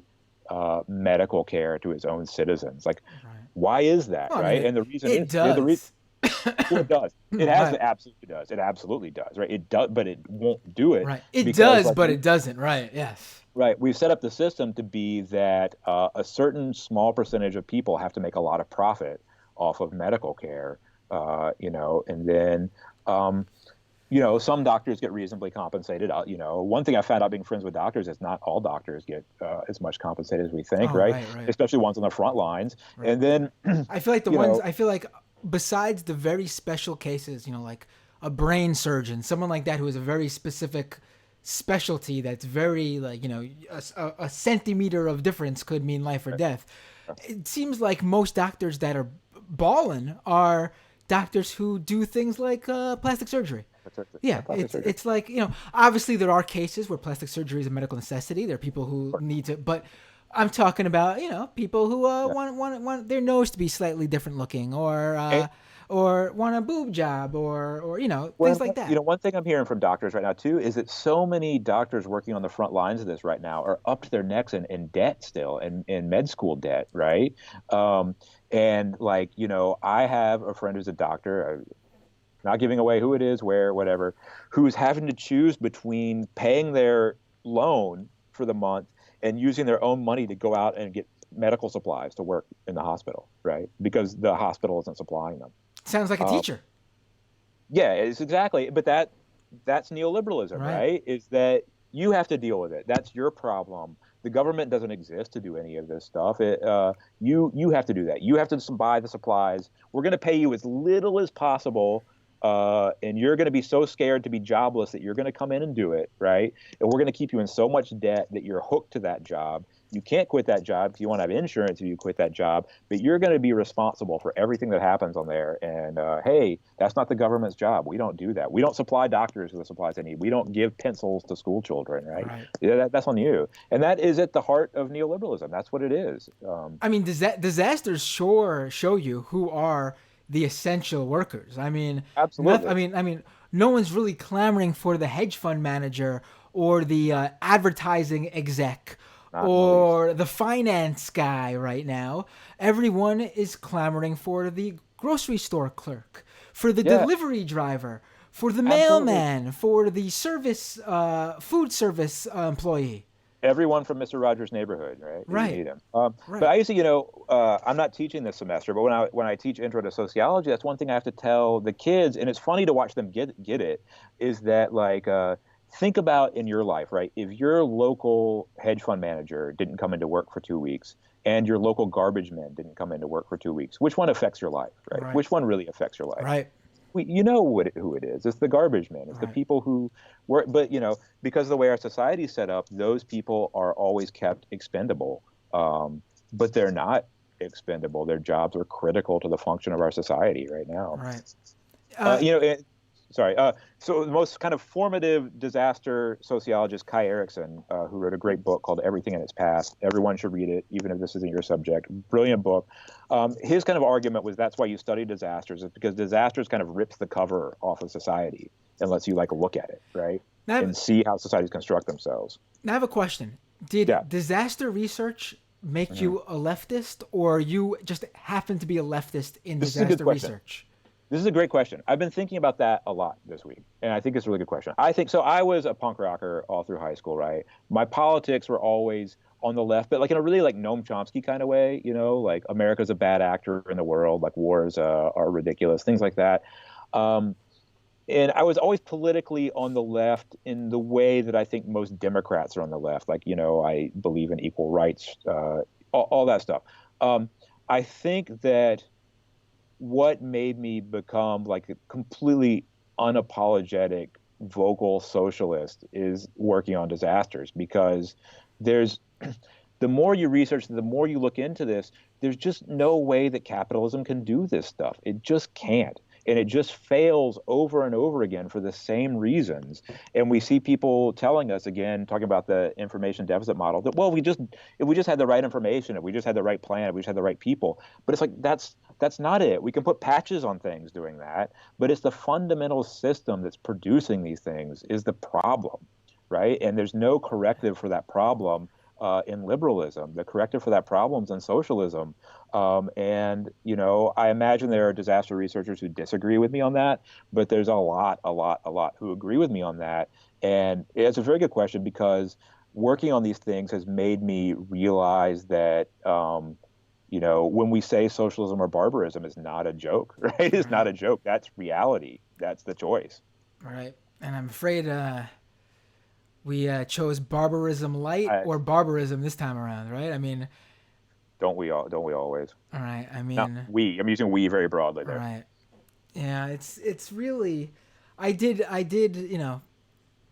feel like this is we could have this conversation after the pandemic, about straight like after the next big hurricane, and it would be a similar but also in many ways completely different conversation because it seems like all these different disasters have their own sort of ripping off the mask of society. One thing I wanted to ask you, but I'm not sure if you could answer this. Now, I'll try. Is the action of quarantining, is that a medical thing or is that something that disaster researchers also encompass? I have no idea that. I think it's a public health thing. I think that's something that public health people deal with. And it's interesting, there's a lot of overlap between public health and disasters, but I don't think we communicate across our disciplines well enough, right? There's a whole public health perspective and social work perspective and epidemiology that I am not familiar with. So I imagine that's more public health people that deal with that. I know about temporary housing and sheltering and things like that, but the idea of quarantine and why it's effective and which is more effective is not something that I'm well versed in. All right, just so people know where I was going with that. What I'm interested in, and obviously you don't have to answer this, or you could share your own personal opinion, but I'm interested in to me a quarantine is you are isolated, period. It means what we saw in China, where people in that area of the country were not leaving their home. The government stepped in and had the military deliver food, deliver groceries, really took care of the people in that society. Now, to some people, that may look scary or that may look authoritarian. And I would say for any other thing, yes, I would agree with you. But I think with a virus, a pandemic, it is a unique thing that if you want to go after, that is truly the most effective way to deal with it. But we don't see that in the rest of the world. This sort of government taking the initiative to make sure people aren't leaving their home. And a lot of people out there, I had this conversation on Twitter with someone who was arguing with me like, how dare you not want people to go out to vote? There are exceptions to a quarantine, like getting. Oh, I saw that. Yeah. That guy wants people to die. I think. Yeah, he was like, people need to get food and medicine. And let's put the voting thing aside. I think he was completely off base. Most people, I think, don't think that. But most people do think, I'm in quarantine, but I do need to go out and get food and medicine. I mean, I do that. I need to go out and get food and medicine because I live in a country where the government doesn't come and provide that for you. And I don't have the room, like the very wealthy do, to stock their pantries for the next 3 months, 4 months, 5 months. That's what most people are doing. And so what I'm going with here is I am interested in speaking with someone, and you could share your own personal opinion, obviously not as a disaster researcher, but as Wes. The interesting thing to me is we are not. I guess it's called a self-quarantine where we just do it on our own volition, which means we can break it if we need to go out and do something. Like I'm really trying. Like my family does not go out unless we need food. Other necessity like paper towels or toilet paper or I mean we do go outside for walks because we would go insane without. Living in a 1-bedroom New York City sized apartment. Oh man, four people in a New York City one bedroom. I'm right there with you. I got a Japan apartment. I could only imagine. I'm sure it's similar, if not even somehow probably cuter but more compact. But it's just interesting to me that, like, the idea I mean, maybe it does sort of overlap with disaster response in some ways, how there are governments out there who take care of their people in that way, view them as a whole society, numbers. And I do think actually there's probably the people in that society as well who are like, we're doing this for the greater good. It's not about my personal rights. And again, when it comes to terrorism, when it comes to anything like that, I am 100% civil libertarian. The government should not be infringing on our rights there. But we are dealing with something that is not terrorism. I keep bringing this up whenever I see someone do the whole, we're going to show this pandemic how brave we are. Yeah, it's like listen, like it cares. Yeah, like for Al Qaeda or for something like that. Okay, ISIS, yeah, you could do that, I guess, if you think like that's an argument you could make. I mean, I don't know how effective it is, but they are people who can see this sort of thing and assess the situation. I mean, I always do a voice where like I'm giving a personality. I'm turning the coronavirus into a person where it's like yeah, please show me how brave you are. Go out in public. Congregate with lots of people. Please do it. Like I feed off of that. Like it's stunning to me that people just don't understand this. Like they're literally unprepared for this. Whereas these societies that look at it as like, we're doing this as a, it's really a socialist sort of viewpoint, really, that we do this for the greater good. Yeah. You could speak to that, of course. I know the quarantine thing is maybe not your forte, but part of it, I mean, it's complicated, right? Because it depends on the society that you live in, right? There's a reason that Cuba is good at this stuff, right? It's not an accident, right? And with the same caveats, like I don't support authoritarianism in the least, right? I don't support. There are things, human rights wise, that Cuba does that bother me a lot. But there's a reason that when it comes to disasters, Cuba is effective at it, right? And there's a reason and there's lots of controversy about like China's response and what's the real response. But there's a reason that China can kind of do that, right? And deliver food to people's houses and stop going to work for a month or 2 months. There's reasons that the way their economy is set up and the state is set up, they can do that. That's a controversy in Japan right now because 7 prefectures just went on emergency status on Tuesday. What is that? I'm sorry. In Japan, 7 of the prefectures, so Tokyo, Saitama, where Kanagawa, Fukuoka, Osaka, Hyogo, like went on this emergency declaration that's been made, emergency status, right? So they're not, but there's the Japanese Constitution doesn't really allow for commanding people to stay at home, to be in their homes. Now, there's a lot of leeway in that about where the government can request that businesses close. It can do there's complicated stuff in there, but there's only so much legally that the government can do, right? And I imagine that's the case for America too, because America, the states have so much differential power. I know that, Florida, I'm from Florida. Florida was having where DeSantis was not wanting to close the beaches, but other places were closing the beaches. And then it went town by town in Florida, closing their beaches and things like that. So I think it gets really, really complicated. And you're right. Like a lot of it just depends on the structure of our society as to what we're capable of doing. And then also as to what we have the willpower and the way we understand the state to be constructed to do, right? In America, we have this really oftentimes paranoid view of tyranny that makes us not do that, but we also often have a realistic view of power that makes us also hesitant, right? So it gets complicated because of the relationship to the state, right? And the military. And that's, there's been a debate on Japan Twitter, which is a thing, which has been interesting, saying, because like Japan, most people don't know this, but Japan has a fairly right-wing party in charge. Right. But like most of the world, the right wing in Japan is further to the left of Joe Biden. But right. But a right wing party in charge, which has some tendencies, some friendships with fascist governments around the world, right? Right. Well, Trump is good friends with Abe. Trump, Abe. I call him Abe. Me and him are really good friends. So. With Bolsonaro, right? But so there's been this controversy where people are saying, well, but you say that Abe is a fascist, but you also want him to do emergency declaration. Like, don't you see the problem in that? By It's the like way, I do see the. I truly refuse to call him Abe because I call him A. Oh, that's fine. You can call him Abe. Call him Abe. He's a bad guy. But so like they're like, well, don't you see the discrepancy in wanting an emergency declaration called by someone you think is a fascist? And it's like I do, but I also think, like you're saying, like this is a situation that is very particular and specific that calls for drastic, organized government action, right? And so ideally what we'd like to have is like a fair and free society where when the government steps in to do things like this, we don't automatically think, oh no, we're fucked, the government's stepping in. Where we think, well, the government, the state is part of who we are as a people and it's going to act in our interest, right?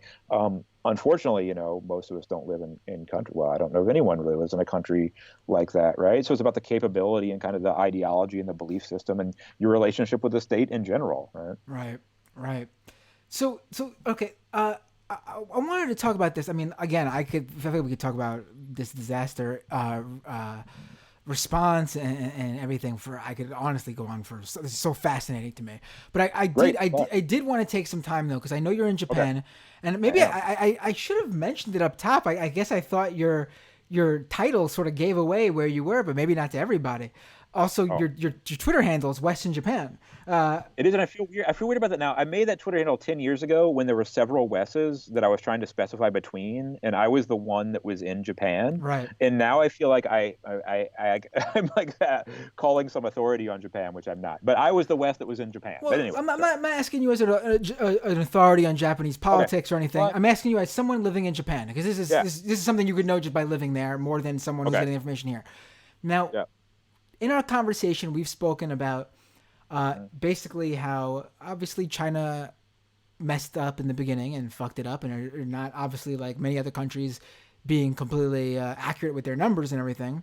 But we are now seeing China reopen certain areas, and they're clearly their response after mucking it up has clearly worked in some capacity. We see Hong Kong, we see Taiwan, we see South Korea, Vietnam, all these, Singapore, I believe. These countries have handled this very well. And one country that's New Zealand, but one country in that Pacific area that I don't see thrown in there, and in fact I'm hearing the opposite about, is Japan, where it seems like they're not doing exactly. And this could be completely inaccurate, and this could be You're right. American politics, American media not reporting on this accurately, but it seems like where these other societies and governments have taken action right away and have hunkered down in their homes and have not been congregating in mass numbers. I'm seeing these pictures. That's just business as usual in Japan. People packing the subways. I mean, it's happening in New York too. But you could, if you're a New Yorker, you know the difference between a packed subway in a regular time and then coronavirus packed. Still more packed than it should be. It shouldn't be packed at all. But I'm seeing like practically. It looks to me in the pictures barely any difference from a regular workday pre-coronavirus Japan. Yeah, this is controversial here right now. So I will wade into the controversy. So Japan, back in February, back when this all starting, decided they were going to do a different strategy than somewhere like South Korea was doing. And to be fair, like I'm not a supporter of the Abe government, but I am also like trying to watch this just as someone who researches these things and not as a critic of the Abe government. So they had a definite plan that they announced was their plan, and it was backed by the Ministry of Health and Public Health and stuff. So what their idea is that they were going to track clusters of, they call it clusters here, the clusters of infections, and when someone had it and it appeared that it was kind of growing in an area, they were going to address it by clusters. So instead of doing broad-based nationwide testing, they were going to test within the cluster, identify that, isolate that. And the reason they were taking that approach was not to overwhelm the medical system. And I think a lot will be written up in the coming years about different countries, different approaches. I think we're too much in the middle of it to say, right? But that was their strategy and their approach. And it seemed to be for a while effective, reasonably effective. The caveat being, because there isn't widespread testing, we don't know how widespread infections are. We don't have a real good handle on the numbers. Then kind of what, in my view of it, happened was that 2 weeks ago, there was a big 3-day holiday weekend, and people kind of trusted a lot in that the strategy was being effective and kind of went back to normal, moving around, going out, all of these things. And so what you're seeing now is, whether it's a product of that weekend or not, or that's just my anecdotal experience, in places like Tokyo, in places like Fukuoka, in places like Osaka, you're starting to see kind of the exponential growth curve go up, right? So every day there's more cases than there were the day before, and not by like a little bit, by kind of starting to be leaps of it, right? So but again, like I was saying, the Japanese government is limited in what it can do. It can't just shut down everything. One thing that you also need to realize when you're watching footage of trains is that people sometimes look at Japan and don't realize that there's a broad working class in Japan, and people have to go to work. There's also very good public transportation. And so if your boss says you have to go to work, right, you're going to be on a train, you're going to be on a bus, you're going to be going to work. Because you can't not do it. And so there's been actual figures in the last few days showing that train transportation is actually, usership is going down, like, and at the big intersections that people out is going down. But I don't know for peak rush hours what that is. Right. I think it's going down somewhat. But there are still a lot of people in Japan that have to go to work. Right. Like business, not all the big companies have been shuttered. Right. Some have, some haven't. So it really just depends. I'm glad you mentioned this, because I just want to clarify. When I say people taking the trains, Yeah. I mean, like, here, from what I'm seeing in the subways in New York City, these are essential workers, service workers, people who are getting to there. But what I'm seeing in the pictures, and obviously these are just pictures, these could just be that moment in time. Who knows what the trains look like that aren't.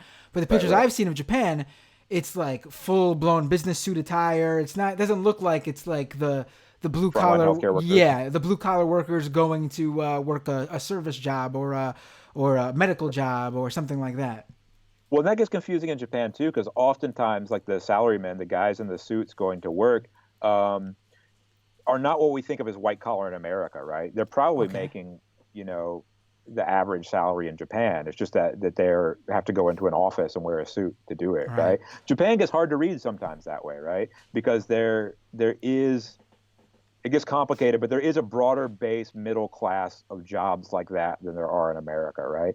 And it's true, probably a lot of those people aren't essential frontline workers in any way. They probably could just as easily do their work at home or not work, but there's not the infrastructure. It's strange because Japan from the outside looks like such a high-tech country, and from the inside is in so many ways a low-tech country.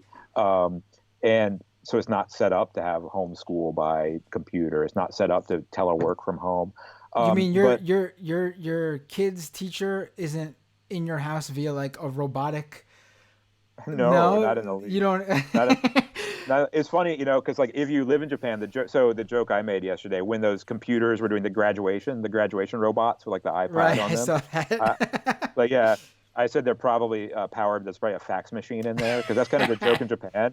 Is like all the public offices, all that stuff runs off of fax machines, right? Like if you have to send any important document, like to the police or whatever, or to the government, you have to like fax it, right? Like Japan, in so many ways, is not a high tech country. But yeah, I mean, the part of the problem is because of the constitutional, and Japan has, the Japanese Constitution was written by FDR staffers under MacArthur right after World War II. And it's actually in so many ways a really good constitution, because it enforces the ideas of anti-authoritarianism, pacifism, that limits the government's powers about what it can and can't do, right? So there's drastic limits. But also we have that I think the government of Japan is really trying to thread a needle where they want to keep the economy open as much as possible, not have the predicted GDP crash that looks like it's coming, all of these things. And so they're trying to keep as much going as possible. So the government hasn't done as much to say to companies, don't have your workers come in, right? But they're also constrained, on the other hand, of not being able to command workers not to go in. Right, but here in the U.S., like, there isn't like some sort of federal decree out there. Most states, I mean, basically are basically on recommendation to stay home. They have declared that businesses have to be shut down if they're not essential. Obviously, that's a major factor. But I mean, even the states like New York, with the stay-at-home decree, I mean, you have to really egregiously be breaking that for the police to crack down on you. I mean, one of the worries obviously is in like low income areas and minority or neighborhoods. They could go a little bit. The police are going to do what they do in this city and over police. But never heard of the police doing that. Right, but for the most part, so far, what I've seen is like you have to be pretty egregiously doing something for them to even give you a fine. So is Japan even have less authority to even like say, hey, businesses, your workers need to work from home unless they are essential? Like this, I think Japan has less authority. I think that's correct, and I'm not a constitutional scholar of either country, but I think Japan has less authority, and I think that the leadership has not been, from Abe at least, has not been. I don't want to say as strong because America has absolutely horrible leadership right now, but has not been commanding people to stay home. The governor of Tokyo, Koike, has been a lot more adamant. I think the governors of the prefectures are kind of seeing what's happening and being more adamant. Sort of like what's happening here, to be honest. Yeah, absolutely. And I think Abe has been kind of encouraging people to. And one of the really strange insider-outsider views of Japan is that from the outside, you always see these reports, and this is through Japan Twitter too. People laugh at this a lot about like, oh, Japan, people follow orders, people listen to directions. Japan's an orderly country.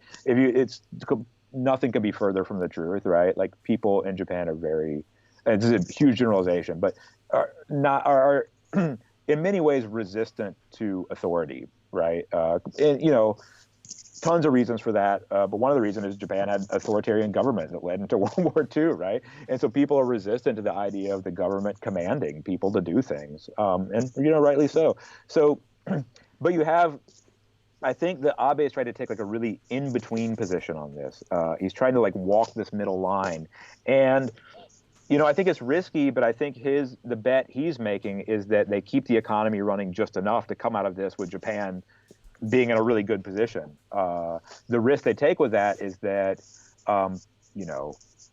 thousands of people taking the trains to work every day is going to, just light this off like a fire. Are they not as? I know you said the original idea with the clusters, but are they not as worried as of their hospitals? Is there like a more robust sort of a hospital system to deal with like ICU and then we have here? Like, aren't they a little? Is there a worry about that? Because it seems like there is a worry. I've been looking at the numbers and I haven't seen all of them, but there are worries that like if this continues this trend in Tokyo, like there's not the capacity to deal with it.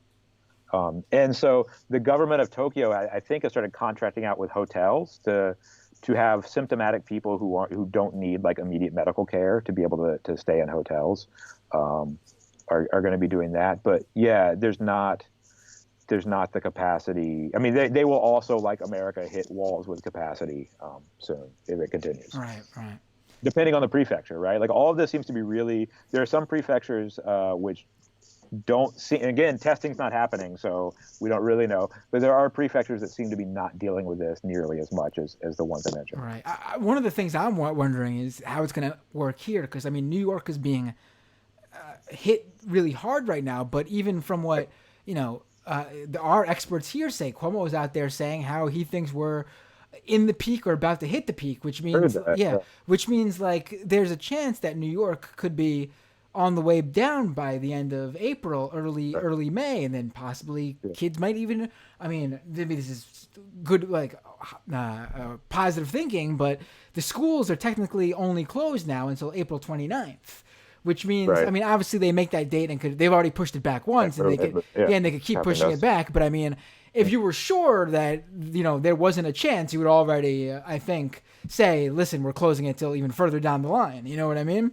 But it's clear also that there's other areas in this country that are not going to see their peak till end of April and then in May. And I see some areas even saying our peak may even come in June. I mean, it's crazy to me, like how this is going to work. Like, are we going to all be reopen some states, right? Yeah, like, I don't know. Like, and I'm really worried too about like this. what happens when this starts spreading like to rural areas? Like, and speaking of neoliberalism, that's one thing we've done to our rural healthcare system in America is just wipe it out, right? Because rural healthcare doesn't turn a profit, right? And so we've just wrecked our rural healthcare system. And now what happens when this spreads to it? Like, we're thinking about capacity in New York City. What's the capacity like, out in East Tennessee? What's the capacity going to be there? And also, I think what you end up seeing there, and this is just opinion from what I've seen. Nothing. I don't know if I've seen anyone actually say this, but we were talking about those people dying in their homes. I mean, I don't even know if the hospitals there will even, maybe the hospitals there won't deal with the overcapacity because people will not be able to get there. Well, that's the problem too. Like, we were talking about, not a plug for my podcast, but I do a podcast with two guys from East Tennessee, and we were talking about that the other day when we recorded one of them. Please plug the podcast before going into it so people can check it out. Oh yeah, so I do a podcast on it's about Southern culture and politics called Attica Shrugged. I did not come up with a name. It's a good name. Very good, yeah. Yeah. So look for us on Twitter. We're on all the podcast stuff. Attica Shrugged. But my friend Chad was talking about his hometown, where if you're sick, you have to drive. There's a rural hospital, but they can only do very limited things. And outside of that, you have to drive an hour into Knoxville to be treated, right? So what does that look like under a coronavirus if you have people living in rural areas who are then having to drive? And especially their elderly people drive an hour in to be treated. Like, what if you have your symptoms come on? It's again with America, we're not set up to deal with it. We're not, and that's because of choices that we've made about our healthcare system. Right. We could just as easily have a very robust, wonderful rural healthcare system, but we've chosen not to. Right. All right. We really can do this again, and I hope you would come back on this show. Anytime, man. I don't know if we'll have more to talk about coronavirus wise, or if we'll have more to talk about. Horrible thing happens in the world. Yeah, that's what I'm saying. Like, who knows? I mean, there have been areas that, like, we've already had a number of random earthquakes since this all happened. I think Utah Vanuatu had a cyclone, a Category 5 cyclone. Where was this? Vanuatu in the Pacific had a tropical cyclone, Category 5, and they can't allow foreign aid workers to come in to respond to it because of coronavirus. Wow. Well, I know here Utah had an earthquake. I think Idaho had an earthquake. I think California had an earthquake. Not to scare people, but everybody on my end of it, like, that's what people are afraid of, is what happens. It's supposed to be an active hurricane season this season. It never got very cold in the Gulf this year. What if there's a hurricane and you have to advise people on evacuation or sheltering? What happens? Like, what? Right. Sorry, I'm getting off on another track. No, I mean, we didn't even talk about climate change because I really wanted to talk about. Maybe we should just briefly mention, because I think it ties into this. We could have a talk about climate change specifically, but as related to the coronavirus, I just want to get this in here. I mean, this is clearly showing that, like, this is like, as bad as this is, I think this is the test. This is the preview. No, absolutely. Because I keep saying this is climate change and fast forward, right? It's the whole story of denying it's a problem, not being prepared for it, trying to do an ad hoc response to it that keeps the same system in power. Like, this is climate change and fast forward. There's a preview of what's going to happen. And here's the thing. This thing, while it's horrible and it's going to kill so many people, there's a light at the end of the tunnel. It's not here and we're stuck here. Like, like, doctors are not saying we're not going to be able to fix this. Yeah, there's a solution. There's a solution at some point. When climate change comes, it's here. There's no vaccine. Right. And it's here now, right? We're just not, we're in it, right? Right. There's no walking it back. Right. There's no vaccine for climate change. Right. There's stuff we could do now to keep pushing it back. But there's going to mitigate. Right? Yes, but there's going to be a point where there's nothing left to mitigate. Right. And it's the same thing that we're looking at with flattening the curve with this, right? Like, that's the, it's weird. When I was an undergraduate at University of Alabama in the late 90s, we talked about climate change and how we could either flatten the curve then about how it would, or we could just wait and have the steep curve. It's the same thing. And we've chosen to do nothing about climate change. And so we're facing the steepest possible curve when we get there. And as we've been talking about the whole time, we know who will suffer the worst during it. Vulnerable people. right? We never even got a chance to talk wrestling, man. And I wanted to ask you, like, what's going to happen when Orange Cassidy can't hug people through all this? What's going to happen? Do you want to stick around for the second half of the show? There's a second half? I do a patron only one. Usually for longer episodes like this. Right. Sometimes I don't do it because we've already Yeah. I'm giving people already a 2-hour show or whatever. But Yeah. people are home. They're gonna probably want content to listen to. Yeah. I could go another 30 minutes, but I want to give stuff. If I'm gonna go with that 30 extra minutes and talk fun stuff like that, you gotta become a patron to do that. So you want to stick around? I will stick around if you give me like a 2-minute break to refill my teacup. That is perfect because I will do the right. whole plugging of the show for the All right. freebies and everything. So I'm All going to right. actually, you're still going to be on the Skype call.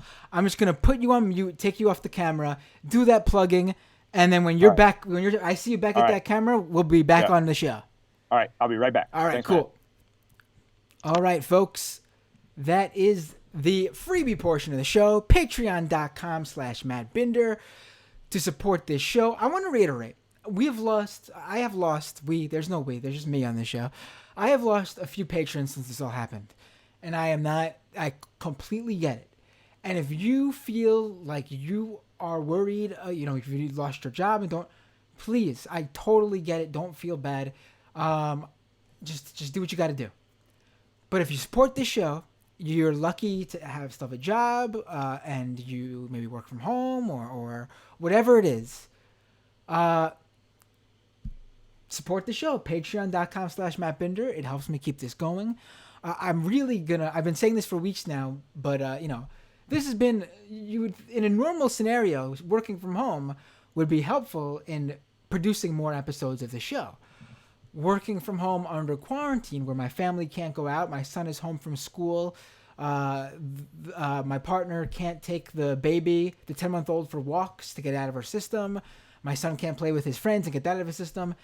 This is actually being the most tiring 3.5 weeks of some of the most tiring weeks of my life, to be honest with you.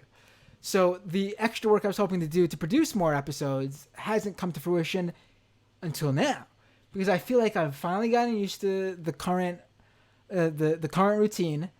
I feel like I'm not just passing out at way too early than I usually do. I'm staying up later. I've already reached out to people to get these episodes going. There will be more episodes of this show while this is all going on, at the very least. But you can help keep that going. You can help me do even more. Patreon.com/Matt Binder. Also, subscribe to the YouTube channel, youtube.com/Matt Binder. The Twitch channel, twitch.tv/Matt Binder. Follow me on Twitter, @Matt Binder. Follow me, where else? Oh, I didn't do this actually, because we were talking, he was going to leave and then he stayed. My guest was Dr. Wesley Cheek. He's a Japan Society for the Promotion of Science Fellow at Rutsumikan. Wait, hold on, he's back at the seat. You could throw that in there. What is it? Ritsumeikan.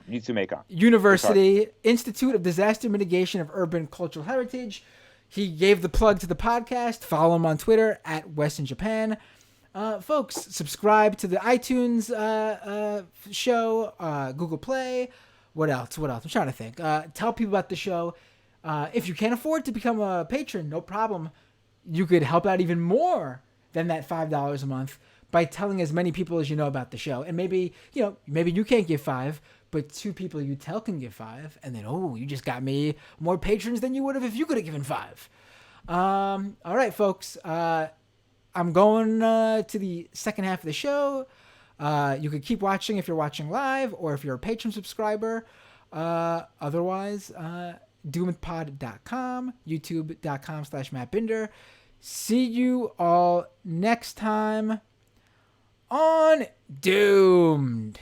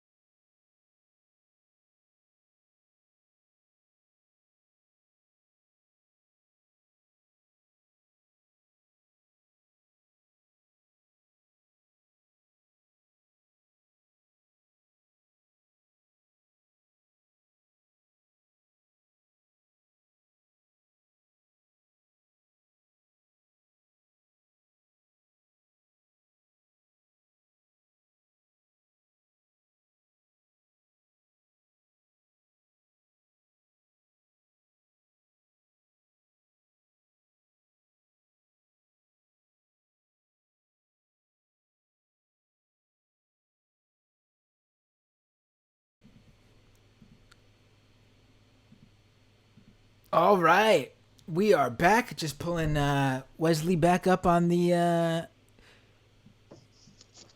screen. How you doing, Doctor Wesley Cheek? That's the most I've been a doctor in a long time. Yeah. uh, I forgot to mention actually on the first half of the show when we were talking the Joe Biden stuff. Yeah. I again agree with what you said about it's women need to assert their professional titles and everything, but her Twitter name is literally Dr. Biden. I mean, come on. Well, there are, yeah. So there are people. It's kind of odd to me, and I don't know if I have a strong opinion on it. There are people who who build a brand off of Dr. Drew. I don't know. Build a. But isn't he? Dr. Drew is a huge a-hole, and I don't respect his medical opinion whatsoever. But he is he does have a doctorate, correctly? He's a medical, like I don't in terms of like. I think he's a medical doctor. I Right. believe he is. Or is he like an addiction specialist? But there are people who build a brand off of being doctor or something and something. And it's like I know people who I like and respect a lot who have done that, and it's like fair enough. But then I also get a little bit uncomfortable with it. But like I said before, like I should say, like all of this is coming from me as a white guy, and I have heard like lots of women colleagues tell me like about the struggle they get to actually be known to be addressed as doctor. And so from that standpoint, I'm like, man, I get it. Like if people were like constantly telling me I didn't know anything, like I would, my name is doctor, right? Right. But then there's something about like being a celebrity doctor and Right. that being like what you're known Right. by, and it makes me a little bit uncomfortable. But Right. again, that's from a perspective of who I am. To me, you're a doctor in whatever you are in a professional setting, whatever. You're a Yeah. doctor to normie society if you can legally prescribe medicine. That's how I look at it. Yeah, my kid once was saying my 8-year-old something about being a doctor, and I said I'm a doctor, and he said no, I meant a real doctor. Another test. I think we mentioned it. I don't know if I mentioned it on the show or if this was in our conversation right before we went live.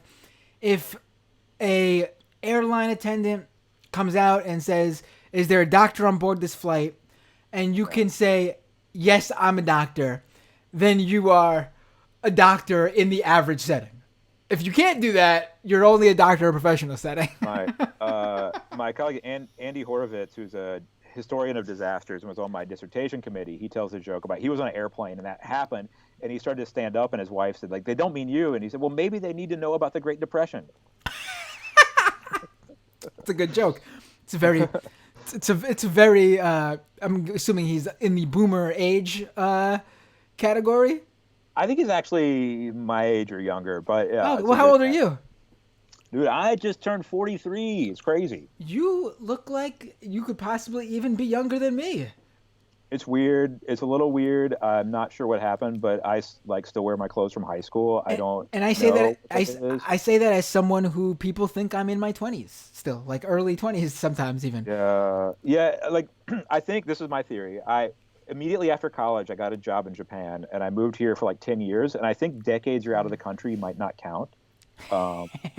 So it's really weird for me, especially like I was always like, I played in bands and stuff, and I was always like the young guy in the band. I played in bands too. Well, yeah, we were always young. So all of us were young, so I wasn't the young guy, but and this is like, I was like 16, and the other guys were 18. That big a difference. And just of course, you just froze. Wes, you there? Well, yeah, you're back. I think you're back. This is the second half of the show, so you there? I'm there, yeah. Okay, it stopped for a second, but yeah, we had some. I think we're still live though. Let me just make sure we're live. This is the second half, so it's not as detrimental as that first time it was. People, right. Yeah. All right, we're good. I think we're still live. We are still live. This has been happening a little bit more frequently than it usually does due to everyone being home. All right, so we could continue from there. What were you saying about being in a band? All right. No, just like, I was like the young guy in the band, and that meant I was like 16 amongst the 18-year-olds, right? Right. But then like, you go to college or whatever, you get a job, and then like all of a sudden, like you realize, oh my God, everybody's like 10 years younger than me. Like, what Right. just happened? That's weird. Like, how did you forget that like the world, like, because once you like get out of college, like you're being 25 and being 32, like aren't particularly different. Like nothing changes about you really. Right. But then that like 7 year period, like all these 18-year-olds became 25, and you're like, Right. oh man, where did all these people come from? And it's weird to me. Like I listen to people like podcasts and stuff, or people who like write for like Jacobin or like Current Affairs, whatever. Who like I read their stuff. I'm like, oh man, this person knows like so much more about the world than I do, and they're so smart. And then You're they're like like 28. 25. I'm like, Yeah. what happened? Yeah. Yeah. No, I feel you. I'm 33. Yeah. So yeah, We are we 1987. No, 86. 86. Yeah, I'm gonna be Okay. 34. Yeah, yeah. So yeah. So we are different generations though. You're the tail end of Yep. Gen X, right? I never know. I always try to tell. Like, I think it depends how you define it. Like, I always tell people What I year think are I'm you? 77. Oh, Sorry, you're Gen X for sure. You're not a millennial. but I'm at the weird tail end because this is the way I try to describe it. I think culturally I'm Gen X. Like, I like the Smiths and like the kind of movies that like people talk about, or like the Goonies. Like, I grew up watching the Goonies or whatever. So, and culturally, Gen X, my like life course experience has been more millennial, right? Like, I came out of college right when like the economy was going to crap. Like, my kind of the whole life course of dealing with like recession after recession, never having the idea that like I can never buy a home, like, always being in constant debt. It's like I have the life course of a millennial with the cultural sensibilities of Gen X. Like, I think a Right. lot of people in my age bracket got that. No, I feel that. I feel that. Usually when I think of later Gen X though, because millennials don't encompass all the 80s. We're from Right. 82 on, which means like usually I think like, oh, if you were born in like 80 or 81, maybe even like 79. But 77 is Right. pretty healthily Dead in in there. the yeah. But I agree with you that I do notice that actually. You're under 45. You're the Bernie Sanders voter.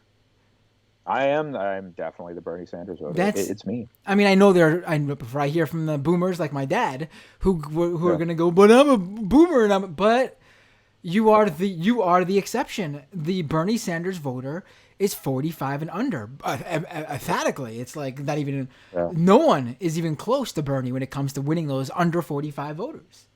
Right, which is going to be, I was thinking about it today on the way over, like, how is that going to play out, right? Like, I'm curious, like, either the Democratic Party just ethered their support for the next generation of people, or those people who are under 45 are going to be, like, somehow not co-opted necessarily, but they're going to, it depends on how everything happens this year, but they're going to eventually have like secured jobs, buy houses, this stuff. Do their sensibilities move more towards the Biden wing of the party, or do they stay this like do they stay Bernie voters 10 Oh, years into the future? this is what I think. If you look at, and I need to jump into the data here, but I'm someone Mm, who has been extremely connected into the primaries since yeah, 2015 when Bernie Sanders announced. And I've poured over yeah, this stuff as it happened. I probably need to go back and refresh yeah, my memory on some data specifics and then compare 2016 and 2020. But yeah, Bernie voters in 2016, he was the youth candidate mm, then too. He even mm, destroyed Obama's youth numbers.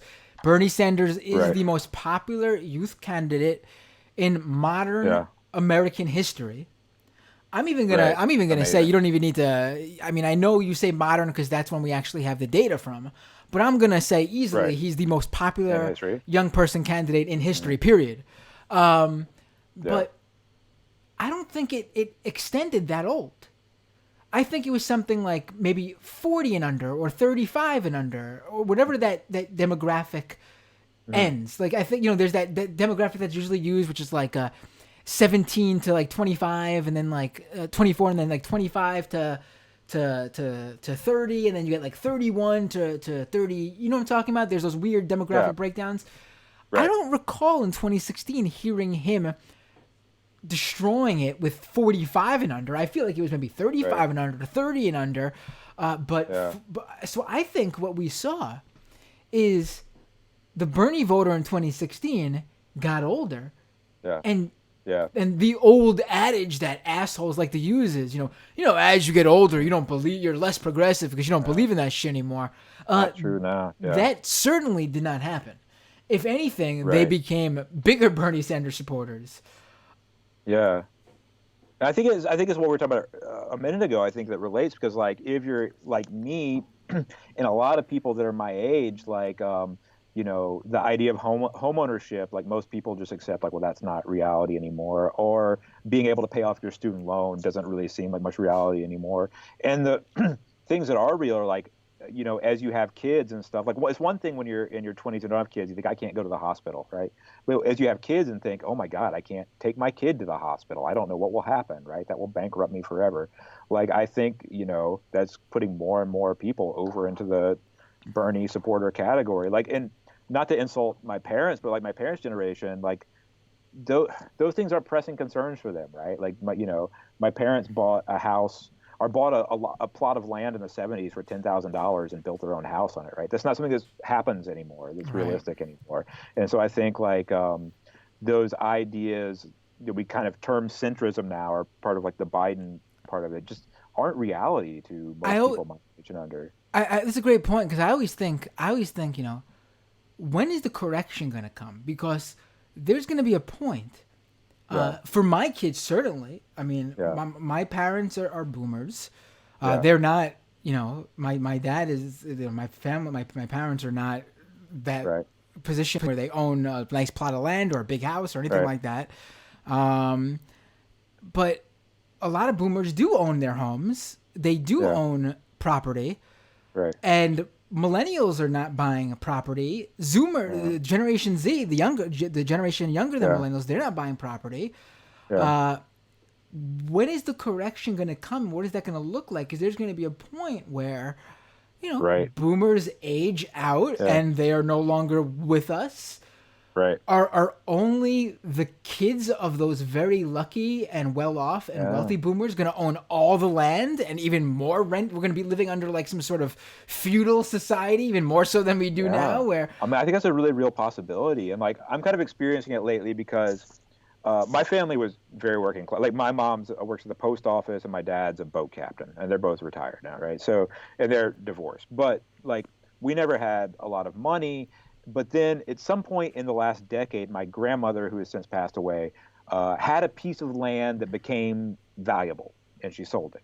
And so I never saw any of that money. It went somewhere else in my family. But then my grandmother used it to buy a house, and then my dad has used whatever part of it he had to buy a house, right? And so my grandmother has since passed away. So my dad has her house and now has his house.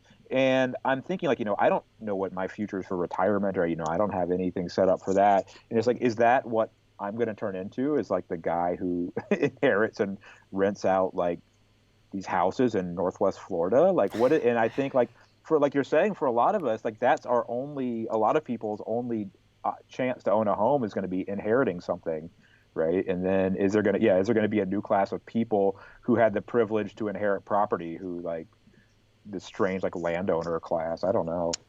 I guess maybe eventually a lot of millennials and Gen Z will just end up creating new cities, like going to areas that are now currently like underdeveloped, and Yeah. because there are areas that are, I guess, affordable in this country, obviously, but the you'd be taking a huge hit in your salary or your job or whatever, and Right. you would. I'm sure I could move to the sticks and live quite comfortably, maybe, but that's with the current job I have, which I would no longer have if I moved out of New York Right. City. Like, Well, there's that inequality too, because I lived in New Orleans the last 8 years, and so for me, on a grad student stipend, New Orleans is very expensive. I paid more than half of my stipend and rent each month, right? But for people who move down from New York, and there's tons of people who move from New York to New Orleans, it's cheap to them. Like, you could buy. I lived in the Garden District. You could probably get a mansion in the Garden District for, well, I don't say a mansion. You can get a house for like $800,000. So if you're coming from New York City, $800,000 seems fairly reasonable for a house, right? But if you're living and working in New Orleans all your life, you're is not really achievable for most people, right? And any home I'm in Queens, so this isn't even Manhattan. So take everyone should keep this in mind. Outer Borough, Queens, as far east as you can go, which means as far from Manhattan as you can possibly be. Yeah. If you want a home, we're talking $1 million at the very least, and you're talking there's no such thing as a house that's not $1 million pretty much, and we're talking basic, house that probably elsewhere in the country would be maybe 2, 3, 400,000. That's crazy. You want a co-op or a condo or something like that in Queens. We're talking 1 bedroom, 2 bedroom max. Again, this is an apartment. Yeah. We're talking 600,000-700,000. That's nuts. And you could, like I'm saying, in New Orleans, you could have a very, very nice house for that much. But that has to do with geographic inequality, right? Because if you're working class from New Orleans, you're never going to make enough to get that, right? Right. So, when I was applying for academic jobs last year, everywhere I applied for a job, I would go on Zillow and look at house prices and stuff. And it's kind of amazing. There are very few places I found where it was like, oh, yeah, I could also afford to live there and work there.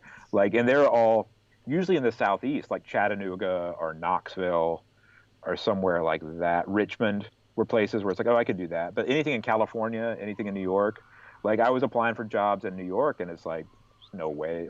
Jobs that pay $50,000 a year, which for me would be a lot, from Southeast Louisiana is a lot. But you can't live in New York on $50,000 a year with a family of 4, right? Well, you should have watched me do it. There was a time. Yeah. I'm not that far off from that now, but there was a time when I was even doing that. Right, but that's the thing. People do, right? If you ever read anything about the geography of London, London is almost impossible to live in, but because we require working class people to do those essential jobs, right? People figure it out. People live in garages and backyards and stuff, right? Right. It's there's gonna be we're at the breaking point now. I think that's exactly right. And I used to feel like the breaking point is somewhere in these next 10 to 20 years. Since this coronavirus stuff, I really think our breaking point, the month of May in America, I don't know what's going to happen because you had this, people are struggling to make that 1 month, the April rent payment, right, without much income coming in. What happens in May when there's more unemployed people and there's been 2 months? I would have struggled to swing 1 month's rent payment without income. I don't know how I would have done it. I simply put, I could not have done it. I could not have done it. I keep telling people, if it wasn't for I'm in my family's in tons of situations because of this, in terms of what's happening with the kids. We are 4 people who cannot go, who aren't supposed to be going out while living in essentially, I checked for the first time in my life how big, because, when you're able to go out and go for walks, you never really check these things. I walked from one end of the house, of the apartment to the other end of the apartment, which encompasses from the door, goes through the kitchen because it's just an open space practically, through, I guess, where we put a small table to eat at, but it's not really, you wouldn't consider it a separate from the dining room. It's like basically the living room, to where the window is. And now where I am in Queens, there's a lot of apartments with balconies. So we're lucky to have a balcony that we could step on, but I didn't go out to the balcony. So this is from the window, only the indoor part, the window on one side to the door on the other side, the long way. 20 steps. So when you have a 4-year-old who needs to get exercise, and when you have a soon to be 11-month-old who just started crawling for the first time, it's just crazy. And I'm working, and it's honestly, I've worked from home before, and it's very easy when my partner could take one kid, take one kid out for a walk while the other kid stays and plays. The 4-year-old stays and plays with his toys, or if he's acting up, she could take him to the park with his friends or whatever. But they can't do that. So even working is difficult. But all that said, this is so incredibly easy much easier than everyone else who's lost their jobs because I have that income. I don't know what we would do if I couldn't work from home. We would honestly be screwed. We would be living with a parent, I guess, and that means none of our parents own property outright. They also, none of our parents are together, so they're separated. So they all have smaller places too. So they don't have like, there's no old family home to go back to. You know what I mean? Yeah. So we would literally be going from a one bedroom apartment to move in with one or two extra people in another one bedroom apartment. Do you know what I mean? I'm sure that's what millions of people. And I'm sure that is, yes. And I keep telling my wife the same thing. I applied. The academic job market is horrible, and it's not gonna exist next year. But when I was graduating last year, I applied to 60 jobs, right? 60. I got one. I got this postdoc, but I'm so lucky this is the job that I got because on a postdoc, I don't get paid very much, but it comes in every month, right?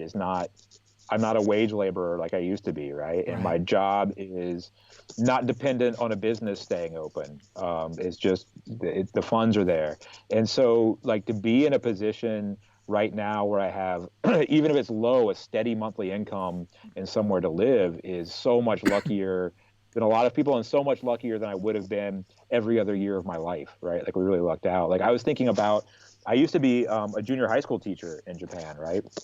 And foreigners in Japan, most junior high school teachers, you're on a contract that runs through the school year, and the end of the school year is right now. So there must be so many people. If I was in the status that I used to be, if schools are closed, they probably just wouldn't contract me, and then I would be in a foreign country where I couldn't afford to pay the rent, right, and couldn't afford to get home, and So I think a lot. It's gonna, I keep saying, I think the month of May and the summer in America are just going to be a different country than we've had before, in a lot of ways. Right. I mean, I hope in many aspects. I mean, this has got to really change some things. I know I'm saying that when we have we're looking at a Biden versus Trump presidential election, but I mean, but is there any way?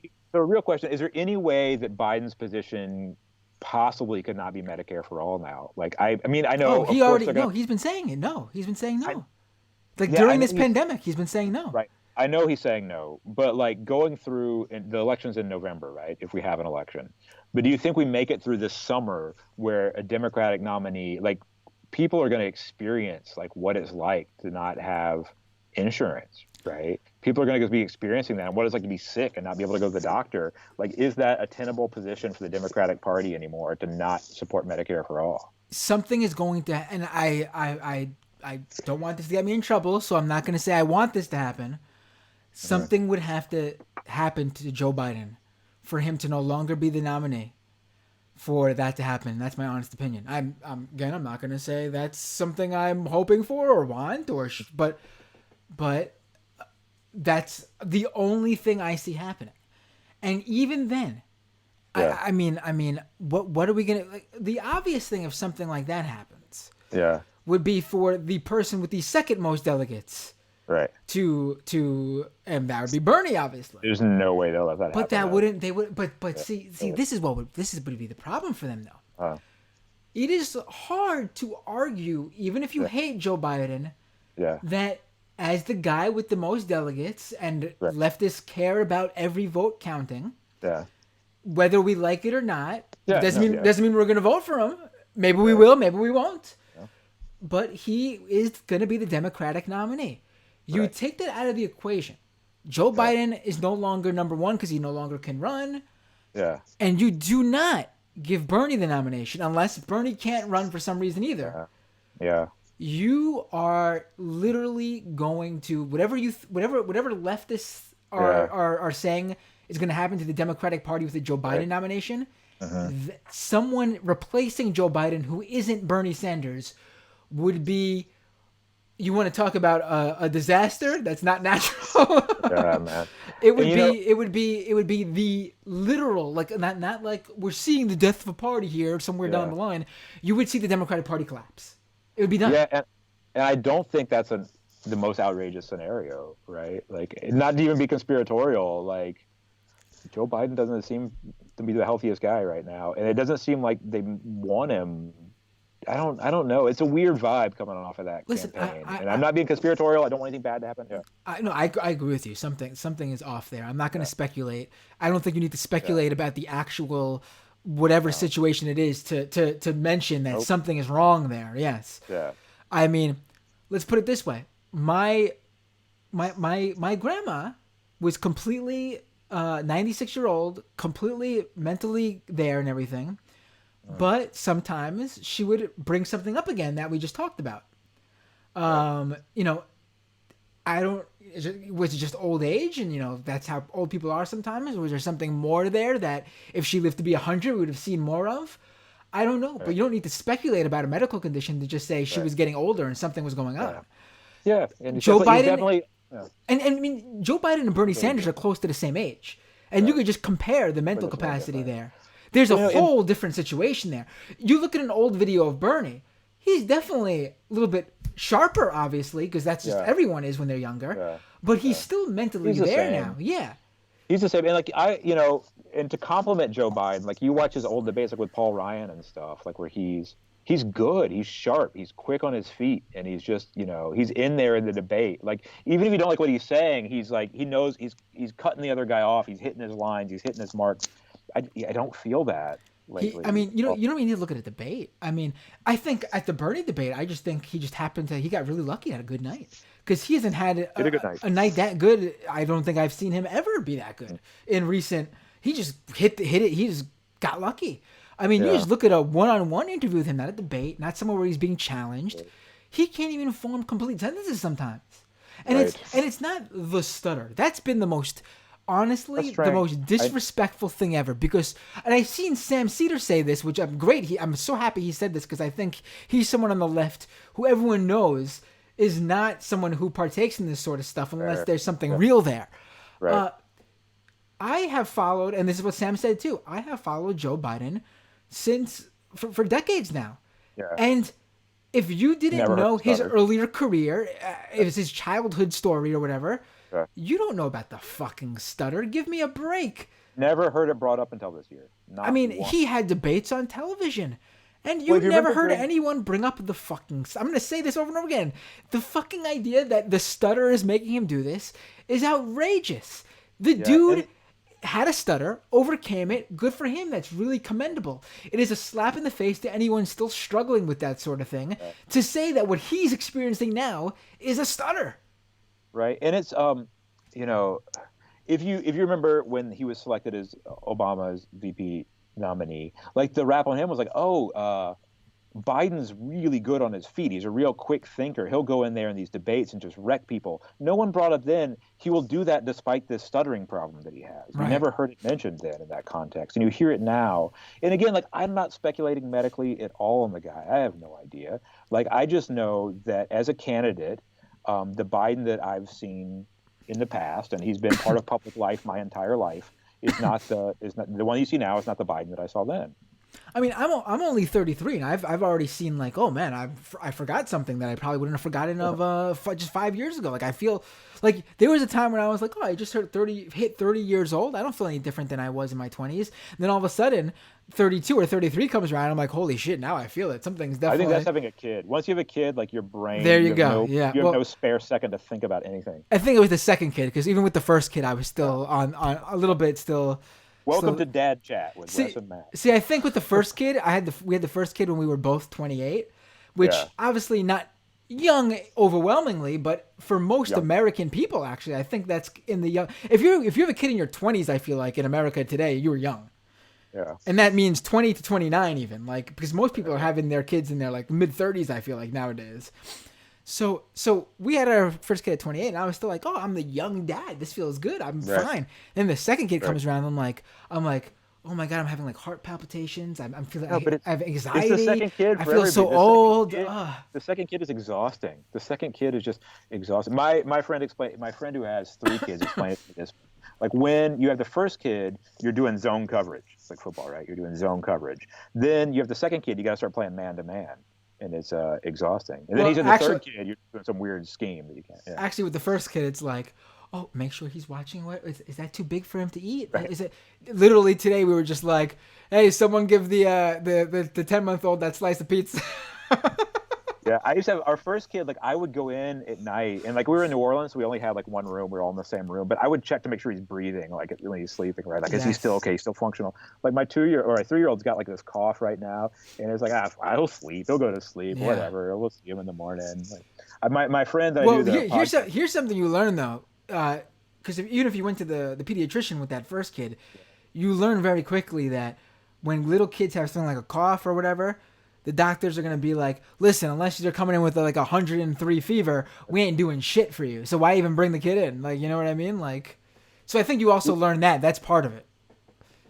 Part of it, yeah. You learn what's important and what's not. We were lucky. We had the best pediatrician in the world. He's Corey Abear. He appears in like the Spike Lee When the Levees Broke documentary about Katrina and all that too. We had a famous pediatrician. It was great. But yeah, I have one of the friends I do the podcast with, David. He's like the fifth of 5 kids, I think, or something like that. I'm the first of 4. Wow. And so he was like, his parents, by the time he got around, they were like, I don't know, go outside. Who cares? Climb a tree. We don't care. Right. Let's come back sometime, whatever. Right. Yeah.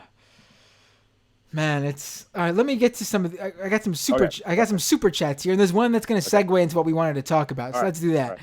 Right. Super chat from Renee, starting off the show. This was much earlier. Matapacos time. Matt Apacos. Very nice. Hashtag Red Team Go. Very funny, Renee. Renee again. Factor in propaganda fatigue. Hashtag Propagitza. Renee is my resident. Remember. That's not accurate because Renee's better, but than that. Renee's like the resident podcast guy who comes in and gives in really like legit, like insidery, Doomed commentary. Like if you weren't in if you weren't in like the early Doomed live streams when there was like only like 20 people on the stream, if even that, you're not going to get some of the Renee references here. But let me just get through his super chats here. Right. Renee also, here we go. This is a good one from him. Also, Wuhan had the problem where people who died of other medical problems because of lack of attention, right? We discussed that later on. Yeah. You're going to like this one. This is from Mariah.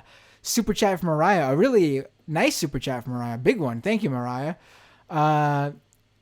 Mariah says, this guy is really good. Great get, Matt. There you go, Thank you, buddy. Mariah. Wow. Wonderful. Renee says... it was Mariah Carey, wasn't it? It was Mariah Carey. Awesome. Mariah D, just to give a proper shout out. I never know if people want their full names to be, so I always try to go with just the initial. Mariah D, though, thank you. That's awesome. Thanks. Renee, you can compare the U.S. health system with Japan's centralized health. And also, Renee, again, in Chile, the health minister declared that maybe if humanity took its time, the coronavirus might turn into a good person, too. What? I mean, I don't know what's going on. I know Bolsonaro has been fucking probably the worst out of all the world leaders, even Trump. So I don't know what else is going down there in South America. Oh. Yeah, Bolsonaro. But Bolsonaro, that's kind of his gig, right? Is to be the worst outlier. Right. Like, it's almost impossible someone could be worse than Trump, and then Bolsonaro's there to run outside of him. Right. But all these guys brought to you by, what's his face? Oh, my God, I'm having a mental block Steve Bannon? now. Steve Bannon, thank you, yes. Oh, my God, I can't believe I had a mental block there. All right, and this I kept this super chat for last, so it segues into what we're going to talk about right now. Midnight Pizza Man says, Matt Binder has a doctorate in wrestling convo. That is true. I have a PhD in thugonomics. Nice. Like my mentor, Dr. John Cena.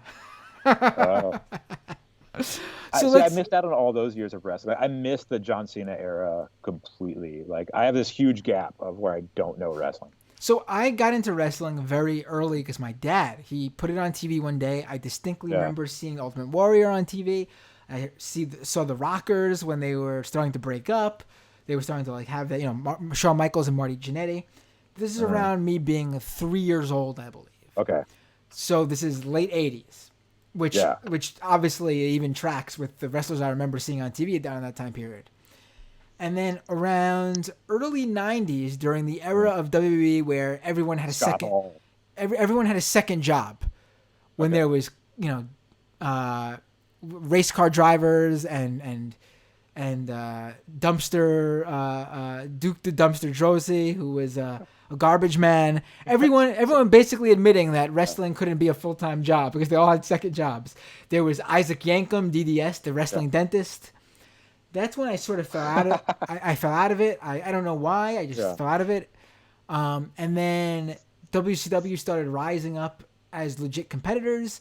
NWO started, and I got back into it. Early Attitude Era, height of the Attitude Era. I was totally into it throughout. And then WWE bought WCW. I was super excited. Here we go. The moment we all been waiting for. Vince completely screws it up because his pettiness against WCW and all competitors made him ruin his own company that he owned now. So I'm super disappointed about that, and I sort of can't even I hated how he treated that so much that I sort of purposely fell out of it. I still sort of paid attention because this is the era where, Eddie Guerrero and Chris Benoit started to rise up. Yeah. And these are guys I really liked, even though I wasn't watching regularly. Mm-hmm. And then ECW does the One Night Stand show. And I'm like, holy shit. Because ECW was my number one. I was so into ECW. It was honestly like the local promotion. They were coming to Queens to do shows at the Elks Lodge. I'm talking 50 and 20 minutes from me. You know, WWE, they were the local promotion because unlike WCW, they came to Manhattan, they came to Long Island. Right. But they were, Nassau Coliseum and MSG. We're talking literally Queens Boulevard, ECW, and these are it's on an indie promotion. These guys are on TV. I loved it. This was like the subculture wrestling. It was like the punk rock of wrestling, ECW. Yeah. So when One Night Stand came back, I had no choice but to get back into it. And so basically from 2005 on, I've been completely into it. So I would say from 89 to 91, 92, and then I took a break, and then from 96 on, I was into it till about 2001, 2002, and then 2003, 2004, I paid attention, but I sort of wasn't watching it as much as I used to, so I sort of dropped out of it because I was so pissed off about the WCW stuff. And in 2005, I get back into it, and I've pretty much been completely into it since 2005. There's been, month stretches here and there where I've just been pissed off about the storylines, where I wasn't watching weekly like I usually do, but nothing like the other two periods where I completely dropped off for about 6 months to a year or whatever. Yeah, I think I was really into it in the early 80s when you had you had to get WrestleMania on video, and it was Andre the Giant and Hulk Hogan. We used to do on the bus, we'd all do our Ultimate Warrior impersonations, Ultimate Warrior versus Macho Man impersonations we'd all do on the bus. And my favorite was always Jimmy Superfly Snuka. I love Jimmy Superfly Snuka, Tugboat, Big Boss Man, those guys. And then I just stopped watching for a while. And then when I was in high school, me and my girlfriend got really into watching Monday Nitro together. Was it Monday Nitro? It was. There was Monday Nitro. Yeah. Yeah. And Scott Hall was just the funniest motherfucker wrestling. If you remember him back then, he would tell the Nitro girls go buy some gyno-lotrimin. He would just make these one-off lines. Where did that come from? Are you insane? Who are you? And, hey yo. Yeah. And so I got back into it because Monday Nitro was just weird. It was just off the hook weird. And my girlfriend was the one who was way more into it than me because it was so trashy. It was hilarious with the Nitro girls and then the NWO really was if I feel like if you were too young and missed out on NWO, you missed out on something that will never happen again. And it was just Jesus, the way it's. They literally made it feel like there was another company invading the company. It was crazy. And the bits, the humor was so I always try to remind people when I sound like old man talking when I do it, what we used to be able to see on TV. Because now you can watch TV and you have people being ironic and dark and weird. There wasn't that much weird stuff on TV. Right. David Letterman was kind of weird. Right. That's about it. He's considered a normie comedian now, I think, by most standards. Right. But if you're watching Nitro, you're how is this on TV? How are they getting away with this? It's so strange. Right. And then Chris Jericho came out, and to me he was just the funniest. I don't know what it is about his whole persona, but it just cracks me up. He cracks me up so much. Like the bit, and he says something, the visual bit so good. My favorite. I was trying to Tim Faust was out here like a month ago, and I was drinking with him. And I was trying to explain this bit to him, where like Chris Jericho's in a gigantic parking garage, and somebody's supposed to come out and scare him, and so he takes off running, but he runs directly behind him, which is like hundreds and hundreds of yards up a parking garage ramp, and he keeps sprinting at a dead sprint the entire time. So it takes him like a minute to get out of the frame. And it was just like the funniest wrestling joke. Like they just kept the camera on him running out of frame for a minute. But then like I stopped watching, and I do like jujitsu, like a grappling and stuff, and into mixed martial arts. And so I didn't watch for a while, but then like there's a lot of crossover with those guys going back into wrestling, like Filthy Tom Lawler and Matt Riddle. Right. So Josh, what is blanking out Josh's last name? He does Bloodsport. Josh. Oh. Wrestling. Josh Barnett. Oh, yes. Okay. Yeah. Josh Barnett has always been crossover there. So, like, when I was in New Orleans, WrestleMania came to town. Wasn't interested in that, but Matt Riddle did Bloodsport. And so I took my kid to go see Bloodsport to try to get him into that a little bit. But it's like one of those things, it was fun, but it's like when I see, like, Filthy Tom Lawler, like, have a guy's leg and he's not actually ankle locking him, it gets a little weird. I'm like, Tom, I know you could just rip this guy's leg off, but you're not. But it was fun. But then, like, I couldn't get my kid into that. But I started showing him Orange Cassidy videos recently, and he's like, this is the guy. Like, this is the man. This is the coolest bit ever. Because you know why? These things have to be organic. Yeah, These guys see that the funny bits worked, and then they try to recreate it. But you can't try. It just gotta come to you. Like Jericho always was really good at that. Mm-hmm. Matt Hardy with the broken Matt Hardy stuff. Have you seen that? Oh, I have. Fantastic. He is basically given rebirth to himself. Yeah. And when people think of the Hardy brothers, the Hardy Boys, you think of Jeff and Matt Hardy, but everyone always knew that, you know, Jeff was the more popular one. It's always unfortunate. Did you know the Hardys? I know they exist. Like I'm not like I didn't watch that period enough to like be into them. They had the famous, you know, table, ladder, and chair matches. They were like doing the extreme like crazy WrestleMania, crazy spots at WrestleMania before that became like they made it a thing. Like you have to do a crazy spot at WrestleMania now because of the Hardys and Edge and Christian and the Dudleys and those guys. All that backyard stuff. Yeah, but the thing has always been that, you know, Jeff was always the more natural guy. He was just naturally talented. Everyone knew that this was Matt Hardy's love. Right. Matt Hardy loved wrestling in a way that Jeff, obviously to do this as a living, you love wrestling, but Matt Hardy loved it. Level. Yes, at a different level. But just no matter how hard Matt tried, Jeff just was the natural at it. From the athletics to the natural charisma. But then Matt Hardy goes to TNA, and which is now Impact Wrestling, and he creates this character, Broken Matt Hardy, who's basically like, I can't remember what it was, but he gets like hit in the head or something, and becomes nuts and becomes this Broken Matt Hardy character who lives in his own realm, and he created this whole world, and they started to film these vignettes that looked like nothing else I've ever seen in wrestling, like well-produced film vignettes, literally at the Matt Hardy house where he made his wife's dad, his kids, his became characters in this. That's funny. And this weird, and he started talking with an accent like he wasn't Matt Hardy anymore. And when he would wrestle someone, he would challenge them to come to the compound, which is what he started to call his house, and wrestle them there. And they would film these matches. They would film these matches, like, and everything would be like a fantastical scenario, like this, you know, this. He lives in the sticks, like in the sticks in like North Carolina or something, and like the like the Tom Sawyer Lake by his house became like I forgot what it was, but if you fell in, you came out with like a whole new like remembrance of who you were or whatever.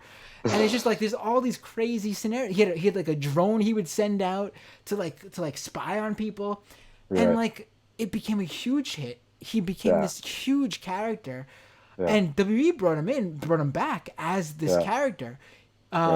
He couldn't go by Broken Matt Hardy anymore because they had the rights. Because Impact owned it, but he was the same character but going by woken Matt Hardy.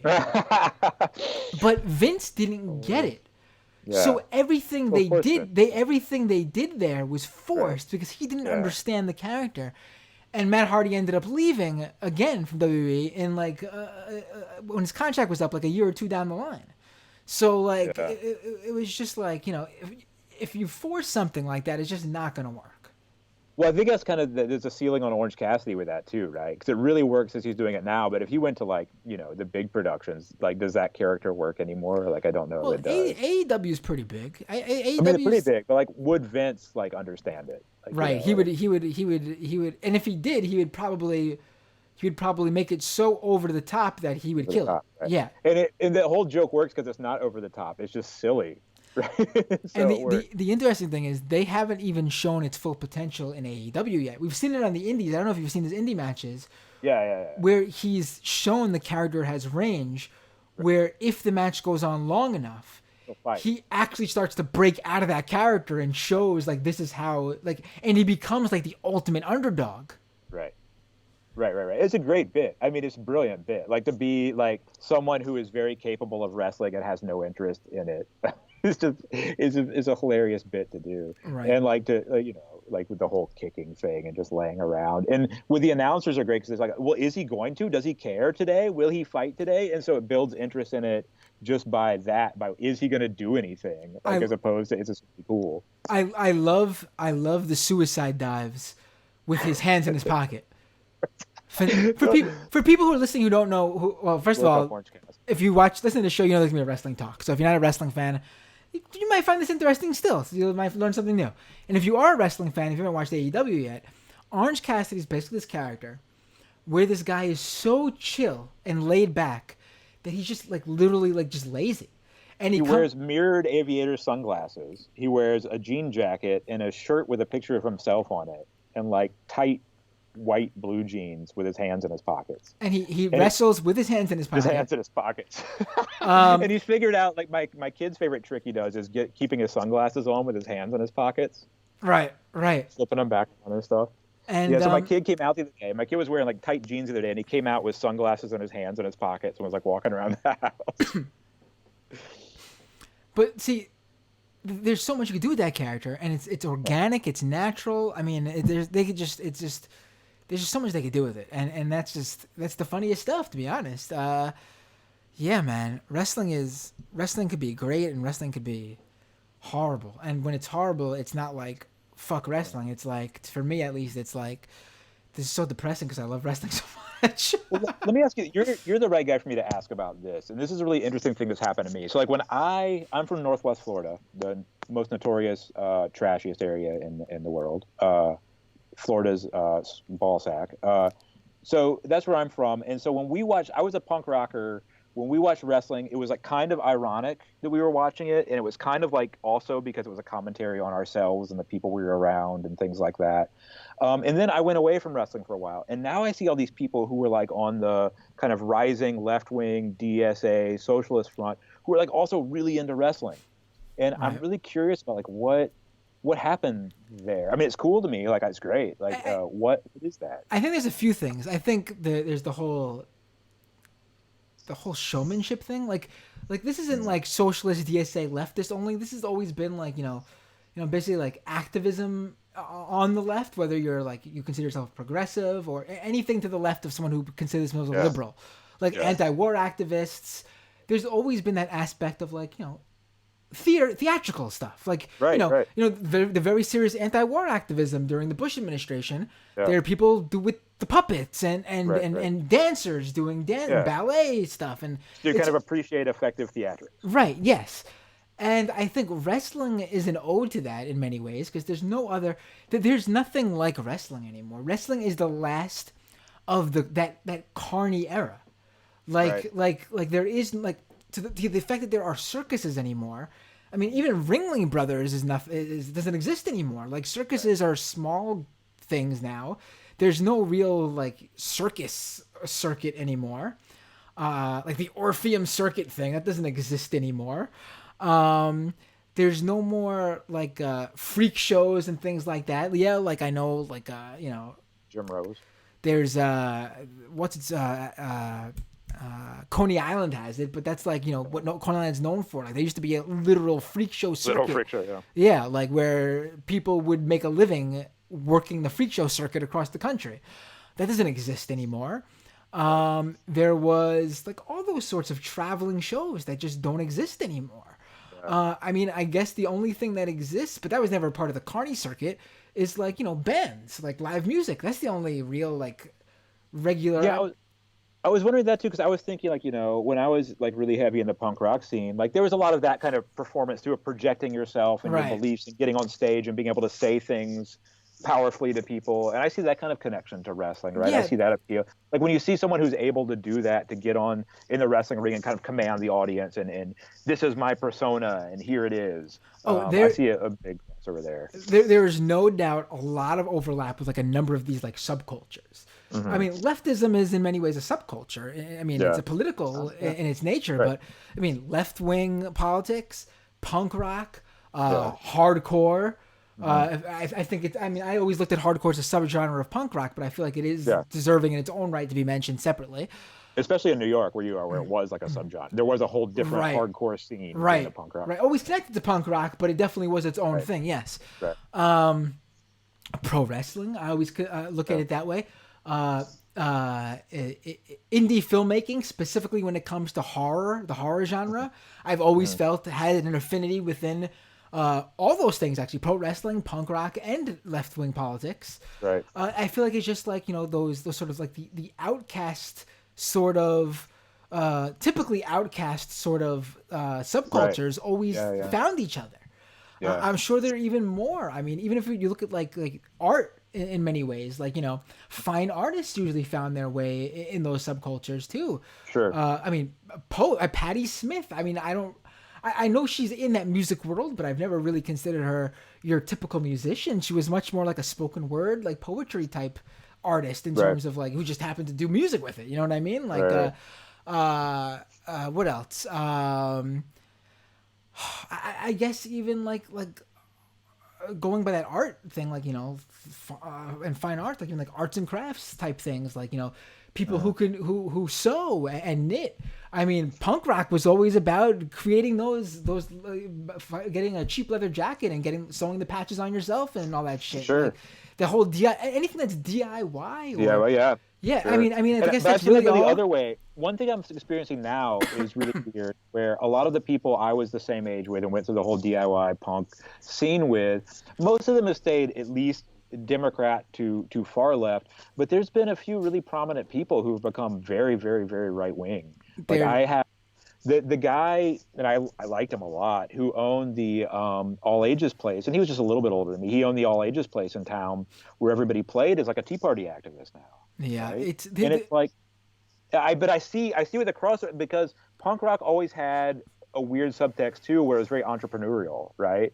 It wasn't necessarily socialist all the time. Outside of, I think in big cities like DC had DC Space and collectives like that, but where I was, it was very entrepreneurial. Like, okay, this person got this together and they did this, and that's cool. But yeah, there's a lot of people that I've seen who went the other direction. Well, if you look at who are the two punk bands that have come to define the genre based on them being the first two, the Ramones and the Sex Pistols, both of them were run by people who had right-wing politics.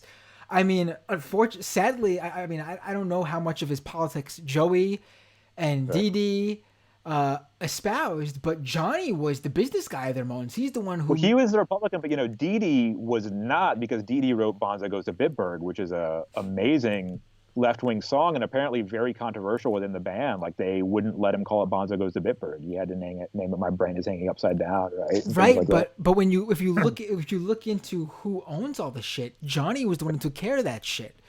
Right. Like he's like, and then of course the Sex Pistols, we know the story there. I mean, I always put an asterisk next to their name, because while I do like some of their music and I respect what they did, I mean, they were a manufactured group. They're a manufactured band, right? Yeah. That's why, like, I don't really... I like some of their songs, but it's like I don't really get into them. Like in the way I get into the Clash, where I'm like, oh yes, this is obviously like right on stuff. Like the Joe Strummer, right. And it's so it's so bizarre, because you have these people who had clear left wing politics, who came to define the genre, at least what the genre became, I should say, in way more ways than the Ramones and the Sex Pistols. But Right. still, the godfathers of punk rock Yeah. were pretty much run by people who had right wing politics. Yeah, and I've tried to read some of the defenses of that, right? And some of the defenses say like, well, punk rock was always about doing your own thing, and if left, like being on the left was like ascendant, or it was in some ways like thought to be authoritarian, then punk rock to be on the right wing. And you hear argument. I don't agree with those arguments, but like I don't even know Michael Board, who used to write for MRR. I think he makes those arguments, right? Like Dave Smalley, who was in all these great hardcore bands, and then voted Bush and said, "Well, it's punk rock to vote Bush because that people don't want me to." Right. I mean, I've seen a lot of those old school punks. A lot of them do have sort of, at least the ones who were in bands and were smart enough to write about politics. I've seen a lot of them, interestingly, actually come over to the left wing side of politics. But yeah, there are always those old punks who you come across who became conservatives. I know one local guy who was integral, no one big, but he was integral to the local punk scene from the early 2000s in New York City, and he's a hardcore Trump supporter. And he still considers himself a punk rock, but he's a Trump supporter. He loves the guy. He thinks the guy is super punk rock, and liberals are for the status quo and the government or whatever. And I think this is where it comes from. I mean, I think punk rock does have that sort of anti-government tilt because it's speaking against the very worst of government. Yeah, it's anti-authoritarian. And also, when punk rock was in its earliest days, who was the fucking leaders of the country? Margaret Thatcher and Ronald Reagan. Right. I mean, when you look at the Sex Pistols and the Ramones, Sex Pistols is Margaret Thatcher, Ramones, Ronald Reagan. I think the Ramones actually may have started with the Jimmy Carter era, but I mean, still, by the time they're... Right. Yeah, and I mean, the 80s punk scene is really what came to define punk as punk rock, and that's all like the bands literally called Reagan Youth and shit like that. Right. But at the same time, punk rock being that sort of do-it-yourself individualism, yourself never meant alone. Right. It was do-it-yourself, the scene. The punk rock scene, like you always hear the scene. It's about the scene. It's about the scene. Best for the scene. Yep. I mean, what was you'd have people at the all ages shows at the church in the church basement go around stopping people from drinking, being like, don't fuck it up here. Yeah. It's about the scene. Right. We could do this stuff at the bar shows, but at the all ages basement church shows, we can't do this shit. Yeah. I mean, it was always about the scene. And I mean, what is more looking out for the scene than fucking socialism and leftism politics? I mean, I agree, but one thing that's interesting to me looking back is that like a lot of bands I really looked up to and liked, who I think are nominally on the left, even their politics weren't necessarily socialist. Like even like I love Fugazi. Fugazi is one of my favorite bands ever, and I think politically we're probably have the same views. But a lot of the ethics about Fugazi that made them so well loved aren't necessarily socialist as much as they were like really conscientious entrepreneurship. You know what I mean? And like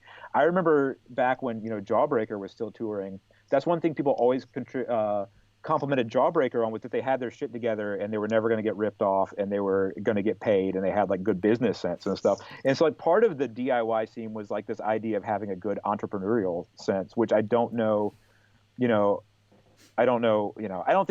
I'm not saying Fugazi has bad politics. I think they have incredible politics, but I think that sometimes it's not always explicit what those are. And one thing I've run into recently too, with people from that scene, is that a lot of them just became really normie Democrats, which is kind of weird for me. But like I don't know how much I should say, but I got into a Facebook argument with Larry Livermore, that from Lookout Records, where he just hated Bernie Sanders and like just wasn't going to stand for it.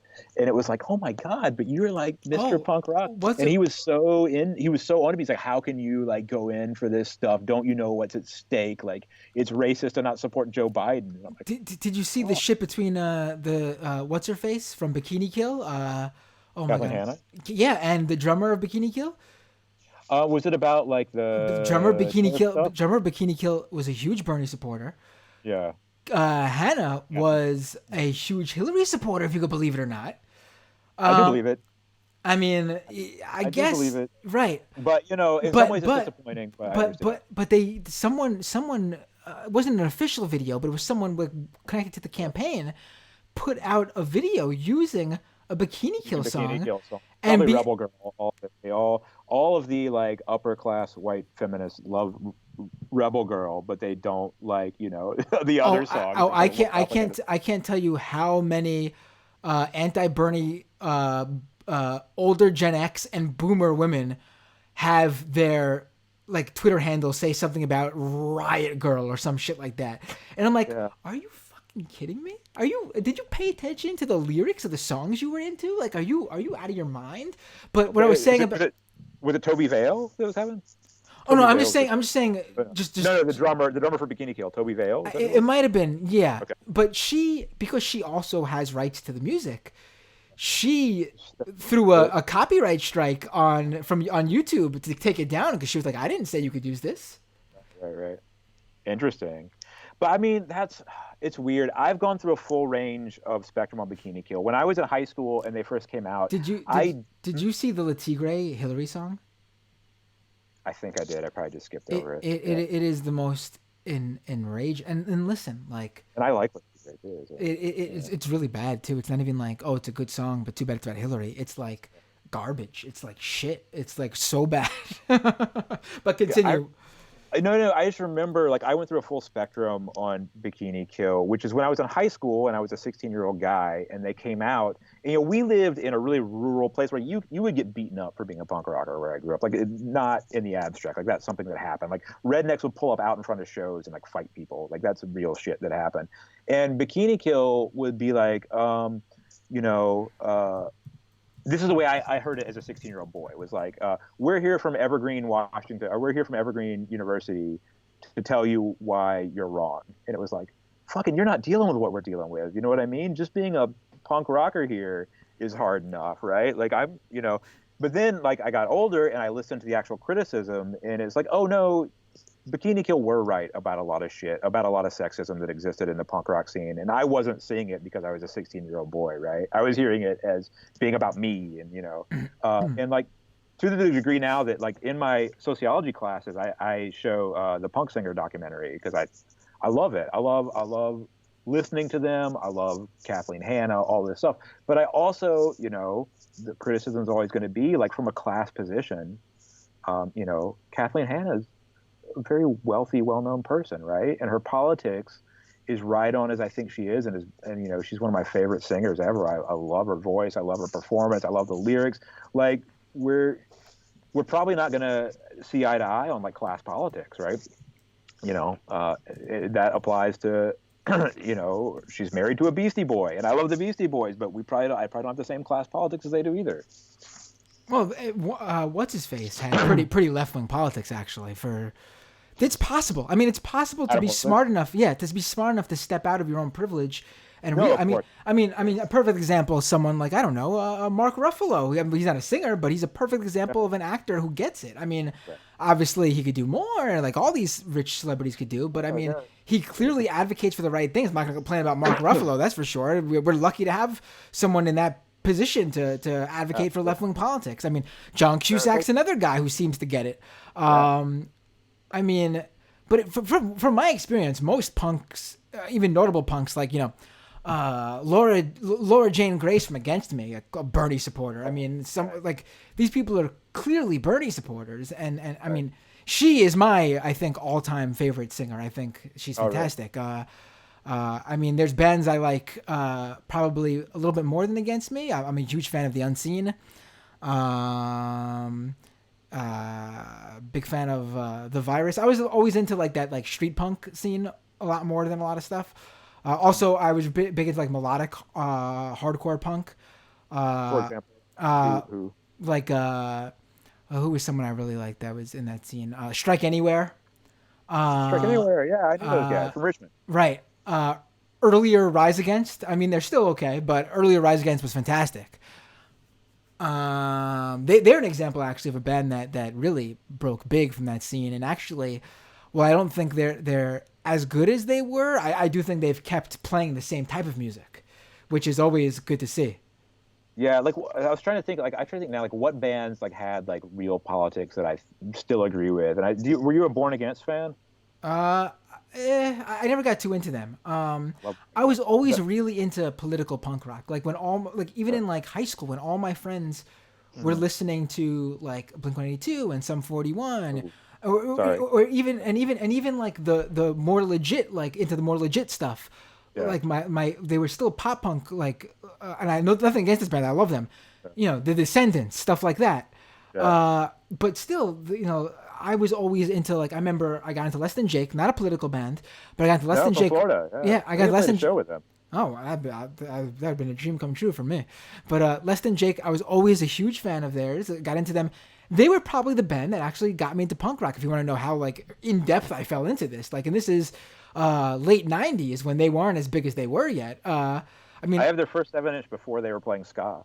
They have there one you track go. on the album with saxophone. There you go. No Idea Records, Gainesville, Florida. Great stuff on that label. But right after Less Than Jake was my favorite band, Anti-Flag became my favorite band. Yeah. And people can say what they want about Anti-Flag. I think they are a treasure in bringing left wing politics Yeah, and they're to explicitly people. political, right? Yeah, Like, and I know people like to shit on them for maybe not espousing the most, I guess, uh, in their songs. They do it in a very, you know, melodic way and don't always espouse the most intricate versions of it. Even though I do think they're very smart and have those intricate politics, those very smart politics. Because, you know, I don't know if you heard them in the songs, like, you know, yeah. turncoat, killer, liar, you know, to talk about Bush. Right. I mean, it's very, you know, basic, but it gets Yeah. the gist across.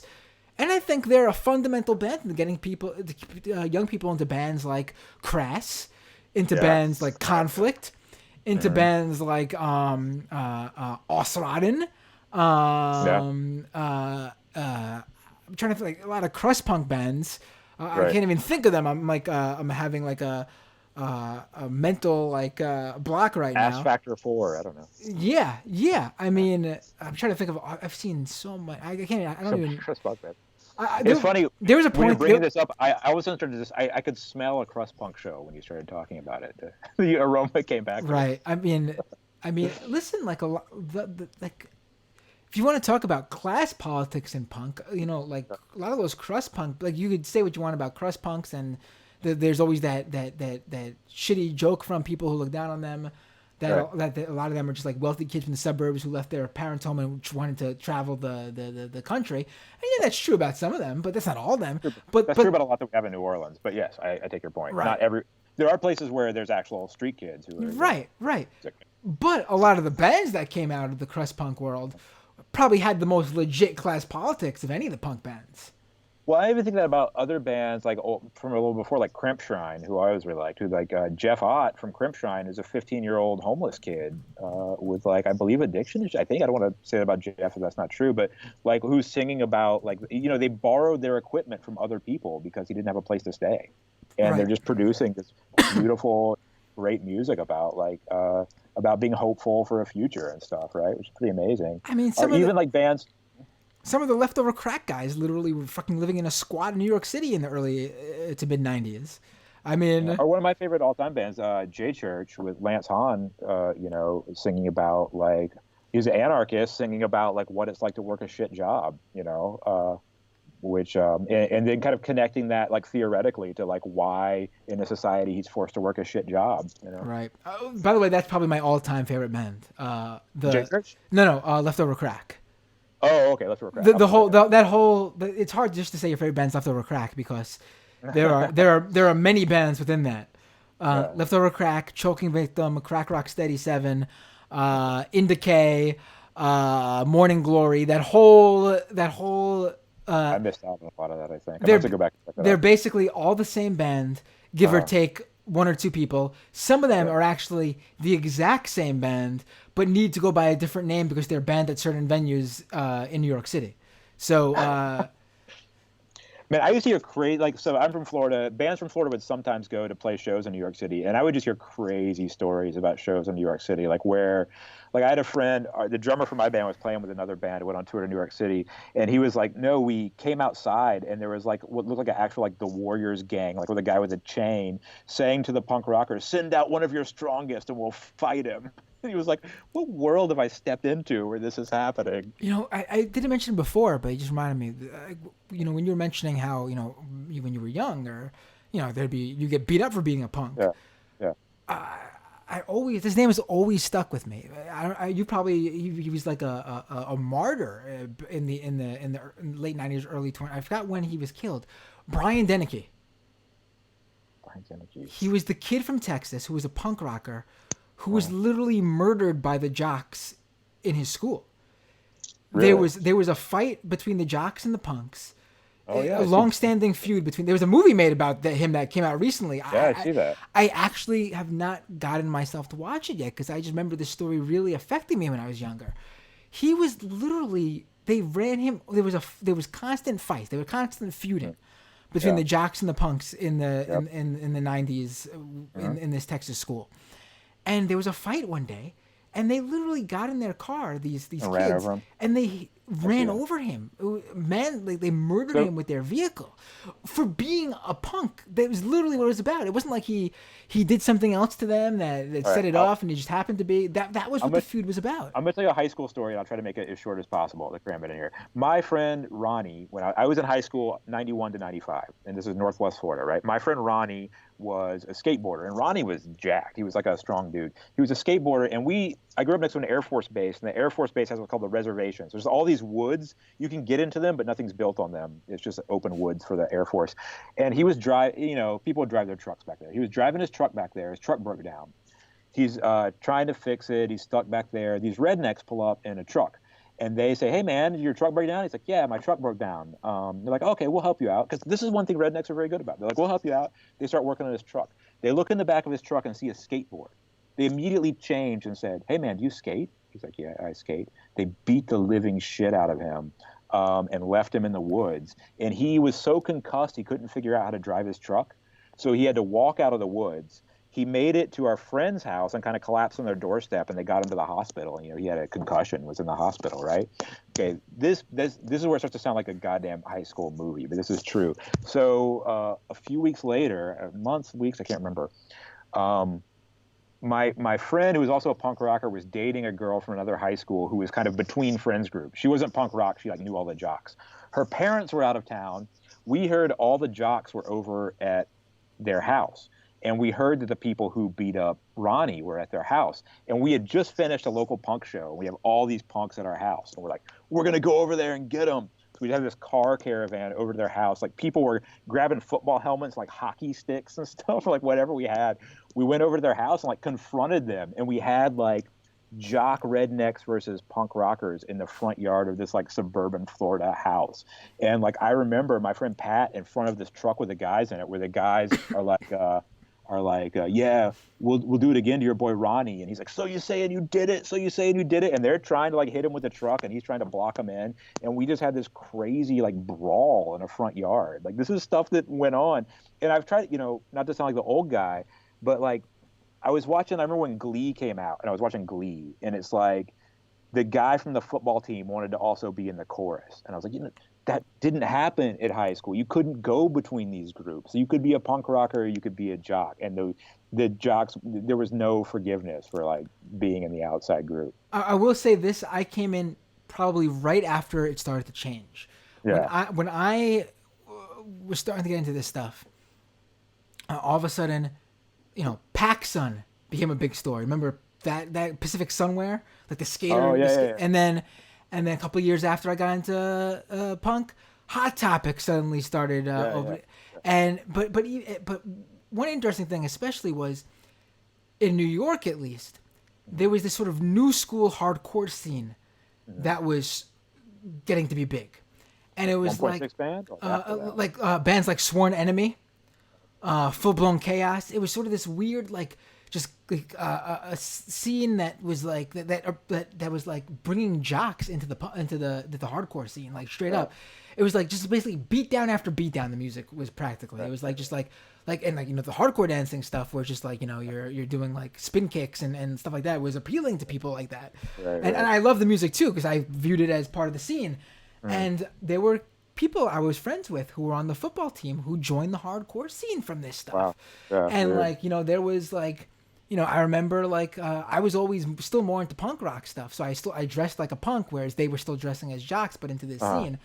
And I remember like hanging out with these kids and being invited to sit at like the football team table, and like the kids who were just like football jocks and didn't get it knew like they couldn't say anything to me because I was friends with the kids who were on the football team but in the hardcore scene, and it was crazy. Like just like it was just like this weird like change in the and then like a few years later there was basically no stigma into being into punk because like the whole like emo thing blew up and turned into like basically punk rock boy band status, if you could even call it punk, more like pop punk boy band status. Yeah, I was out of the country. That's probably like when I had moved to Japan. And like I'm one of those people who just like kind of cringes whenever that gets called emo. It's like that's not right. I mean, music, but I know what you're saying. The shitty thing is like there's like legit good emo, like Rites of Spring, Texas is the Reason. Early Save the Day stuff is fantastic. It's Inkwell. And then all of a sudden though you started to get those bands that basically well, they figured out how to do the chord changes. They figured out how to do the little muted guitar parts. They figured out how to sing a harmony. Like, oh, that's what works. Let's plug that formula in and go with it. Right. You got like basically like boy bands like All American Rejects calling themselves punk rock. Like I'll even give it to like Blink-182 because there was they were punk rock pop. They were a punk. They came out of the scene. There's these bands that literally did not come out of the scene. They didn't they just literally playing pop rock, but they're wearing tight pants and they got the emo haircuts and they're no knowledge of the early scene and they're calling themselves punk rockers or whatever. Well, this was the big changeover that happened in my generation when Nirvana came out, right? Like, so I remember when Nirvana like hit at my high school. Before that moment, if you were into anything that wasn't like Boys to Men or country, you were a freak. It was absurd. Like even if you're like into REM, they're like, "Oh, that's crazy people music. REM, what is that?" And then like Nirvana became really, really popular, and then all of a sudden people were like, "Oh, that's what it is." And you would see like sometimes every once in a while, like a person from your high school would show up at a show, and it was so weird. Like, "Oh man, that's that dude from math class. He's at a show. This is so strange." And then I think it just kind of went from there, right? Right. Yeah, man. It's just the weird thing is, like, I feel like the whole punk scene, minus those boy bands, is stuck. Like, really, like, I'm encapsulating it all. Ska, emo, punk, all those legit punk subcultures, minus the boy band stuff. It's stuck. Like, I can't, and this is not just me being, like, old or something. I've looked for new music. Like, there are new good bands, but there hasn't been a new good band that's broken through since like probably like 2005, 2006. Like I feel that way a lot of times. Like I can't, but it's weird for me. I was living in New Orleans, which is kind of an aberration because it's a music town, but never been like a great punk rock town. Right. So it was kind of weird for me. But I don't know if it's because I aged out of the scene or if the scene's still there, or if it's not. No, because listen. Like I'm not even talking about mainstream. Like I'm not looking for bands to be on the radio and shit. I mean like where give me a band that came out after 2007, 2008, that is as big as NoFX, Rancid, or even as integral to the scene as like a band like the Slackers or the Toasters. Like there is nothing like that. But I do have a new favorite band that I like as much as any of those bands that came out. Do you listen to Martha? No. Martha. Fucking amazing. So but listen, I'm sure I'm not even telling me about them, but like I'm sure they're really good, but like they haven't broken through. Like they're not going to be remembered as like a defining punk rock band, right? That blew everybody's minds, right? Right. But so Martha is from a small town in northern England called Pity Me, England, right? And they're I think like 4 people, but like every year they put out like 2 or 3 albums. Sounds like a fake pro wrestling hometown. Yeah. But it's like my favorite record of the year every time they put it out. They're so good. I don't know, they're not like a hardcore band at all, but like I just love them completely every time I listen to them. That's my recommendation. But you're right, like for a while, in like 90s and stuff, like those records were just coming out every year. They were blowing people's minds, like the first Rancid record with No Effects, with the White Trash album, like things like that, where it was just like, holy shit, like a Jawbreaker, 24-Hour Revenge Therapy, and everyone's like, this is it, like this is crazy. I don't know of things like that anymore. It might just be me, I don't know. Right. No, But it's not. like, No, it's not just you though. It's not like there are defining punk bands of the 70s, defining punk bands of the 80s, defining punk bands of the 90s, and I'm encapsulating hardcore and emo and ska and all that into this. Defining bands of the 90s, defining bands of the early 2000s. I mean, as you get to the early 2000s, they start to be like bands like Taking Back Sunday and Brand New, but still, these are bands that came out of the scene. They're not like, I think Taking Back Sunday and Brand New, while they're more towards like the new wave emo stuff, they still... Right, but they came out of the punk rock scene. Yeah. But you hit a point, I would say, like 2010 on, maybe even a little bit earlier than that, 2006, 2007. There's been no defining bands in that scene from then to today. Like, I can't think of any. I really can't. Maybe that one band that toured with Bruce Springsteen. They came late into the punk scene. Oh my God, they had that song like the 77. Shit, I'm having a mental block. They were from New Jersey. They were very like Clash meets Bruce Springsteen status. I don't know, man. If it was when I was out of the country, I probably missed out on it. I'm trying to think. If anyone is listening, I can't even remember. I do like Lee Baines and the Gloryfires from Montgomery, Alabama. They're very good. I'm not very familiar explicit, with them. very explicit leftist Bernie supporting politics. I think they've played a few of the Street Fight Radio's live shows, but they're good, like southern punk rock. I like them a lot. Someone said Japan Droids. No, not them. This is gonna bother me to the end of time. Oh wait, you mean people are listening to this conversation? Oh wait, we got another super chat. Let me definitely get to that. Dude, man, just wait for my music to drop. Once I finish an album, you'll be like, damn, it's like raw punk, but trippy and jazz influence and stuff like that. All right, dude, man, you got to pull through, and maybe you'll be the... Dude, man says Death Grips. No, they're like what? Oh, you texted me? Do you know who I'm talking about? Gaslight Anthem. Thank you. Oh, those guys. Thank you, Romina. Yes. Gaslight Anthem. It never even occurred to me. They're probably... I mean, obviously they didn't break as big as Rancid or any of those bands, but they toured with Bruce Springsteen. I mean... That's pretty big. I got in a fight with Rancid. You got into a fight with Rancid. Who did you specifically get into a fight with? I'm going to guess Lars. Lars. Yeah, makes sense. I told the story on Twitter today, but I'll tell it really briefly. Like, I loved Operation Ivy. I fucking still love Operation Ivy. Great band. And then when that first Rancid tape came out, I'd say tape. It was a tape. Jesus, I forgot the name of their label. Who's their label? The Bad Religion guys label, Mr. Brett's label. Anyway, when Rancid first put out the first tape, they sent it out to all these skate shops and record stores and said, like, we'll give you a free tape if you, like, get people to listen to Rancid. And my friend had it, and he played it for me. I was like, holy shit, this is so good. And I loved them. I loved that first album. And so we went to see them. It might have been the second time I went to see them because they played a lot. But you could notice there were all these people who showed up for their shows who were not the normal people who were at punk rock shows. Like, I don't know where they were pulling them in from. But they were like kind of like gutter punks, kind of just a lot of shitheads rolled in. And Rancid's playing, and like it's a weird vibe for a show. Like where I went to shows, like we didn't have a very like kind of violent punk scene, but all these people were just being like really aggressive and violent, and it was not fun to be there. And Rancid seemed to be enjoying it. They were kind of egging it on. And then Tim's playing guitar, and the cord falls out of his guitar, and nothing changes about the sound of the band. And so we all just start laughing. Like, my friends were laughing at them. We're like, you rock stars. You guys are rock stars. So immediately, Lars is like, who said that?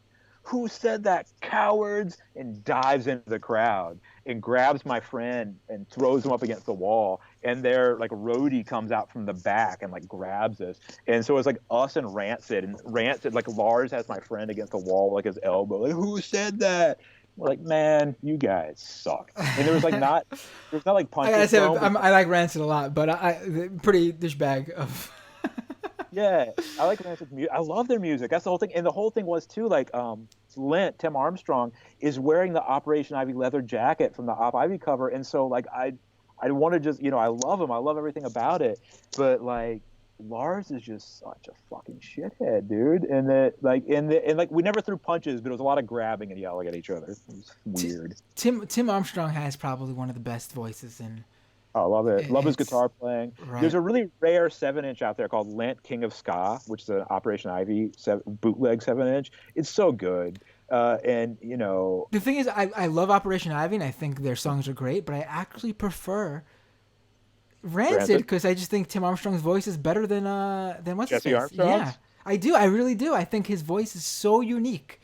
Well, he sang a lot. They both sang on the early. Yeah, but I think I even like there's a few Transplant songs that are really good where just basically Tim Armstrong sings a lot more than Skinhead Rob, and it's just Skinhead Rob just basically raps or whatever, but where Skinhead Rob is minimal and like in the songs like there's that song we're gonna with his ex-wife on the singing backup vocals with him. We're gonna make it on our own. We don't need anyone. You're not familiar with that one? Transplant I'm sure song? I've heard it before, but I don't. Yeah, I mean, Brody from the Distillers was Tim Armstrong's husband, and they got divorced, and then she went on to marry the guy from Queens of the Stone Age. Oh wow. Yeah. The drummer used to sleep with people's girlfriends, if that matters. So. That's none of that's surprising. Come on. But to me, I guess the big deal was you had Tim Armstrong and Brody, who were like the encapsulation. They were like the celebrity punk rock couple, like legit were like punk rock, and then like she ends up with the singer of Queens of the Stone Age. Hasn't that happened to other people though? Like, isn't like the bass player from Shudder to Think is like married to like the girl from the Cardigans or something like that, and like I'm not familiar with them, right? But listen, I'm not even. I'm talking about it like it's like we're talking about like a wrestling angle. I have no. Tim Armstrong could have been an asshole to her. Who knows? And the guy from Queens of the Stone Age could be fantastic. Yeah, but well, really, could you imagine being married to Tim Armstrong? That's somebody. Who knows? Who knows? This is just his voice. Just his voice all the time. Like. Hey, honey, can you grab my black coat, white shoes, black hat, Cadillac? Yeah. You're right, though. Like, I would listen to him sing all day. Like, I love listening to that guy. He's probably... I love his songs. I love his songs like Detroit. I love that song. I love Ruby Soho. It's a good song. Oh, yeah. Good songs. Yeah. Another... And Pat Free's backing vocals. Love them, too. I mean, I know I mentioned they're my favorite band, but Stiz Leftover Crack has probably one of the greatest voices of all time, too. What's up, everyone? This is Leftover Crack. It's really one of the best. Makes me cough every time too, but he really has one of the best voices too. Man, I don't know if you're familiar with this band because they were like a really local hardcore punk band. This band Folly. I don't know if I heard them. No. Their singer had a really interesting hardcore voice where he was like really high pitched, like. I can't even do it anymore, honestly. I used to... you go like HR from Bad Brains? Or like? No, it was like you had to listen to... Let me see if I could pull something up. Hold on. Or like the guy from Branch Manager? The guy from Branch Manager is saying like really high. Thing is, you won't even be able to hear it because I can't... Oh, yeah. I don't think I could. Maybe I can. I'm not sure. Just a really high-pitched screaming type for hardcore. It was weird. Like, if it was like a... If we're talking like some sort of like a... I guess like screamo or punk band, it wouldn't have been so weird. But for a hardcore band, it was off. But it worked. They made it work. Comeback Kid, the singer. I know they have a new singer now, but the original singer of Comeback Kid was really good. I don't even know if their old singer came back. Maybe that's how long ago I was familiar with them. Yeah, I missed out on. I missed. There's like a gap, like where I was out of the country. I missed out on everything, which I guess I'm doing now. All right, man. This has been a great conversation. A lot of people were hanging out in the stream talking. Oh, that's awesome. That's great. If you guys ever want to hear about obscure punk rock stuff, let me know. Renee said love the Distillers. Yeah, the Distillers were really good too. That was Brody's band. Okay. Yeah. Wes, I appreciate you not only taking the time on the first half of the show to talk about your expertise in disaster politics, but for joining me to shoot the shit for pro wrestling and No problem. punk rock and leftist politics. I mean, these shows I think are really helpful, especially now where everyone's home and looking for something to do. And I mean, Yeah. probably already watched all of Netflix if you don't have kids. If you Already do, watched Tiger King, all the way through Tiger King. if you do have kids though, you probably have watched, like Peppa me, Pig. no streaming shows whatsoever. Yeah. Oh, I did have a Amazon for some reason gave me a promotional credit for a movie rental, a movie purchase actually. And because of coronavirus, these movies that were just in movie theaters put their stuff out there for purchase. Oh wow! Oh great! And with that promotional credit, I got the new Sonic the Hedgehog movie for free for my son. Oh wow! There you go. And I watched it with him, and he really enjoyed it. I really enjoyed it. I thought it was well done. I mean, it's still that corny sort of. They needed to get like a kooky sidekick that has anything to do with the video game storyline, and they needed to bring Sonic to Earth to do this story. But still, all things considered, with teeth or without teeth? I can't remember. Did they end up without teeth, Sonic? I don't remember, but they made it work. They got rid of the bad Sonic and they got video game Sonic into the game. Yeah. Interestingly enough, and I can't say exactly what it is because of spoilers. All right. They do something in the post credits, two different things in the post credits that are actually more accurate to the video game than Sonic is actually, in my opinion, for the whole movie. And it makes me feel good about the next Sonic movie, which is clearly what they're aiming to do because of those two post-credit scenes I just told you about. All right, I'm gonna look at it. So there's an extra. We just also talked about Sonic the Hedgehog. So Wes, what time is it in Japan right now, buddy? 1:30 in the afternoon. Oh man, go have some lunch. I'm gonna go eat lunch. Thank you so much for joining me today. Thanks, Matt. Look forward to talking to you again. Can't wait to have you on let's again. do it again sometime. All right, take care, man. All right, see ya. Peace. All right, folks. I gave you probably a super good, meaty, educational, and entertaining first half of the show, freebie show. And then I think we just gave you the longest ever patron-only show of all time too. But we were just having so much fun. I'm not going to get to the comments today, unfortunately. I mean, obviously there's just way too many. I did read all the super chats. Unfortunately, I think as the show grows, one of the side effects is I will be able to get to less comments as we continue. I used to try to read them all.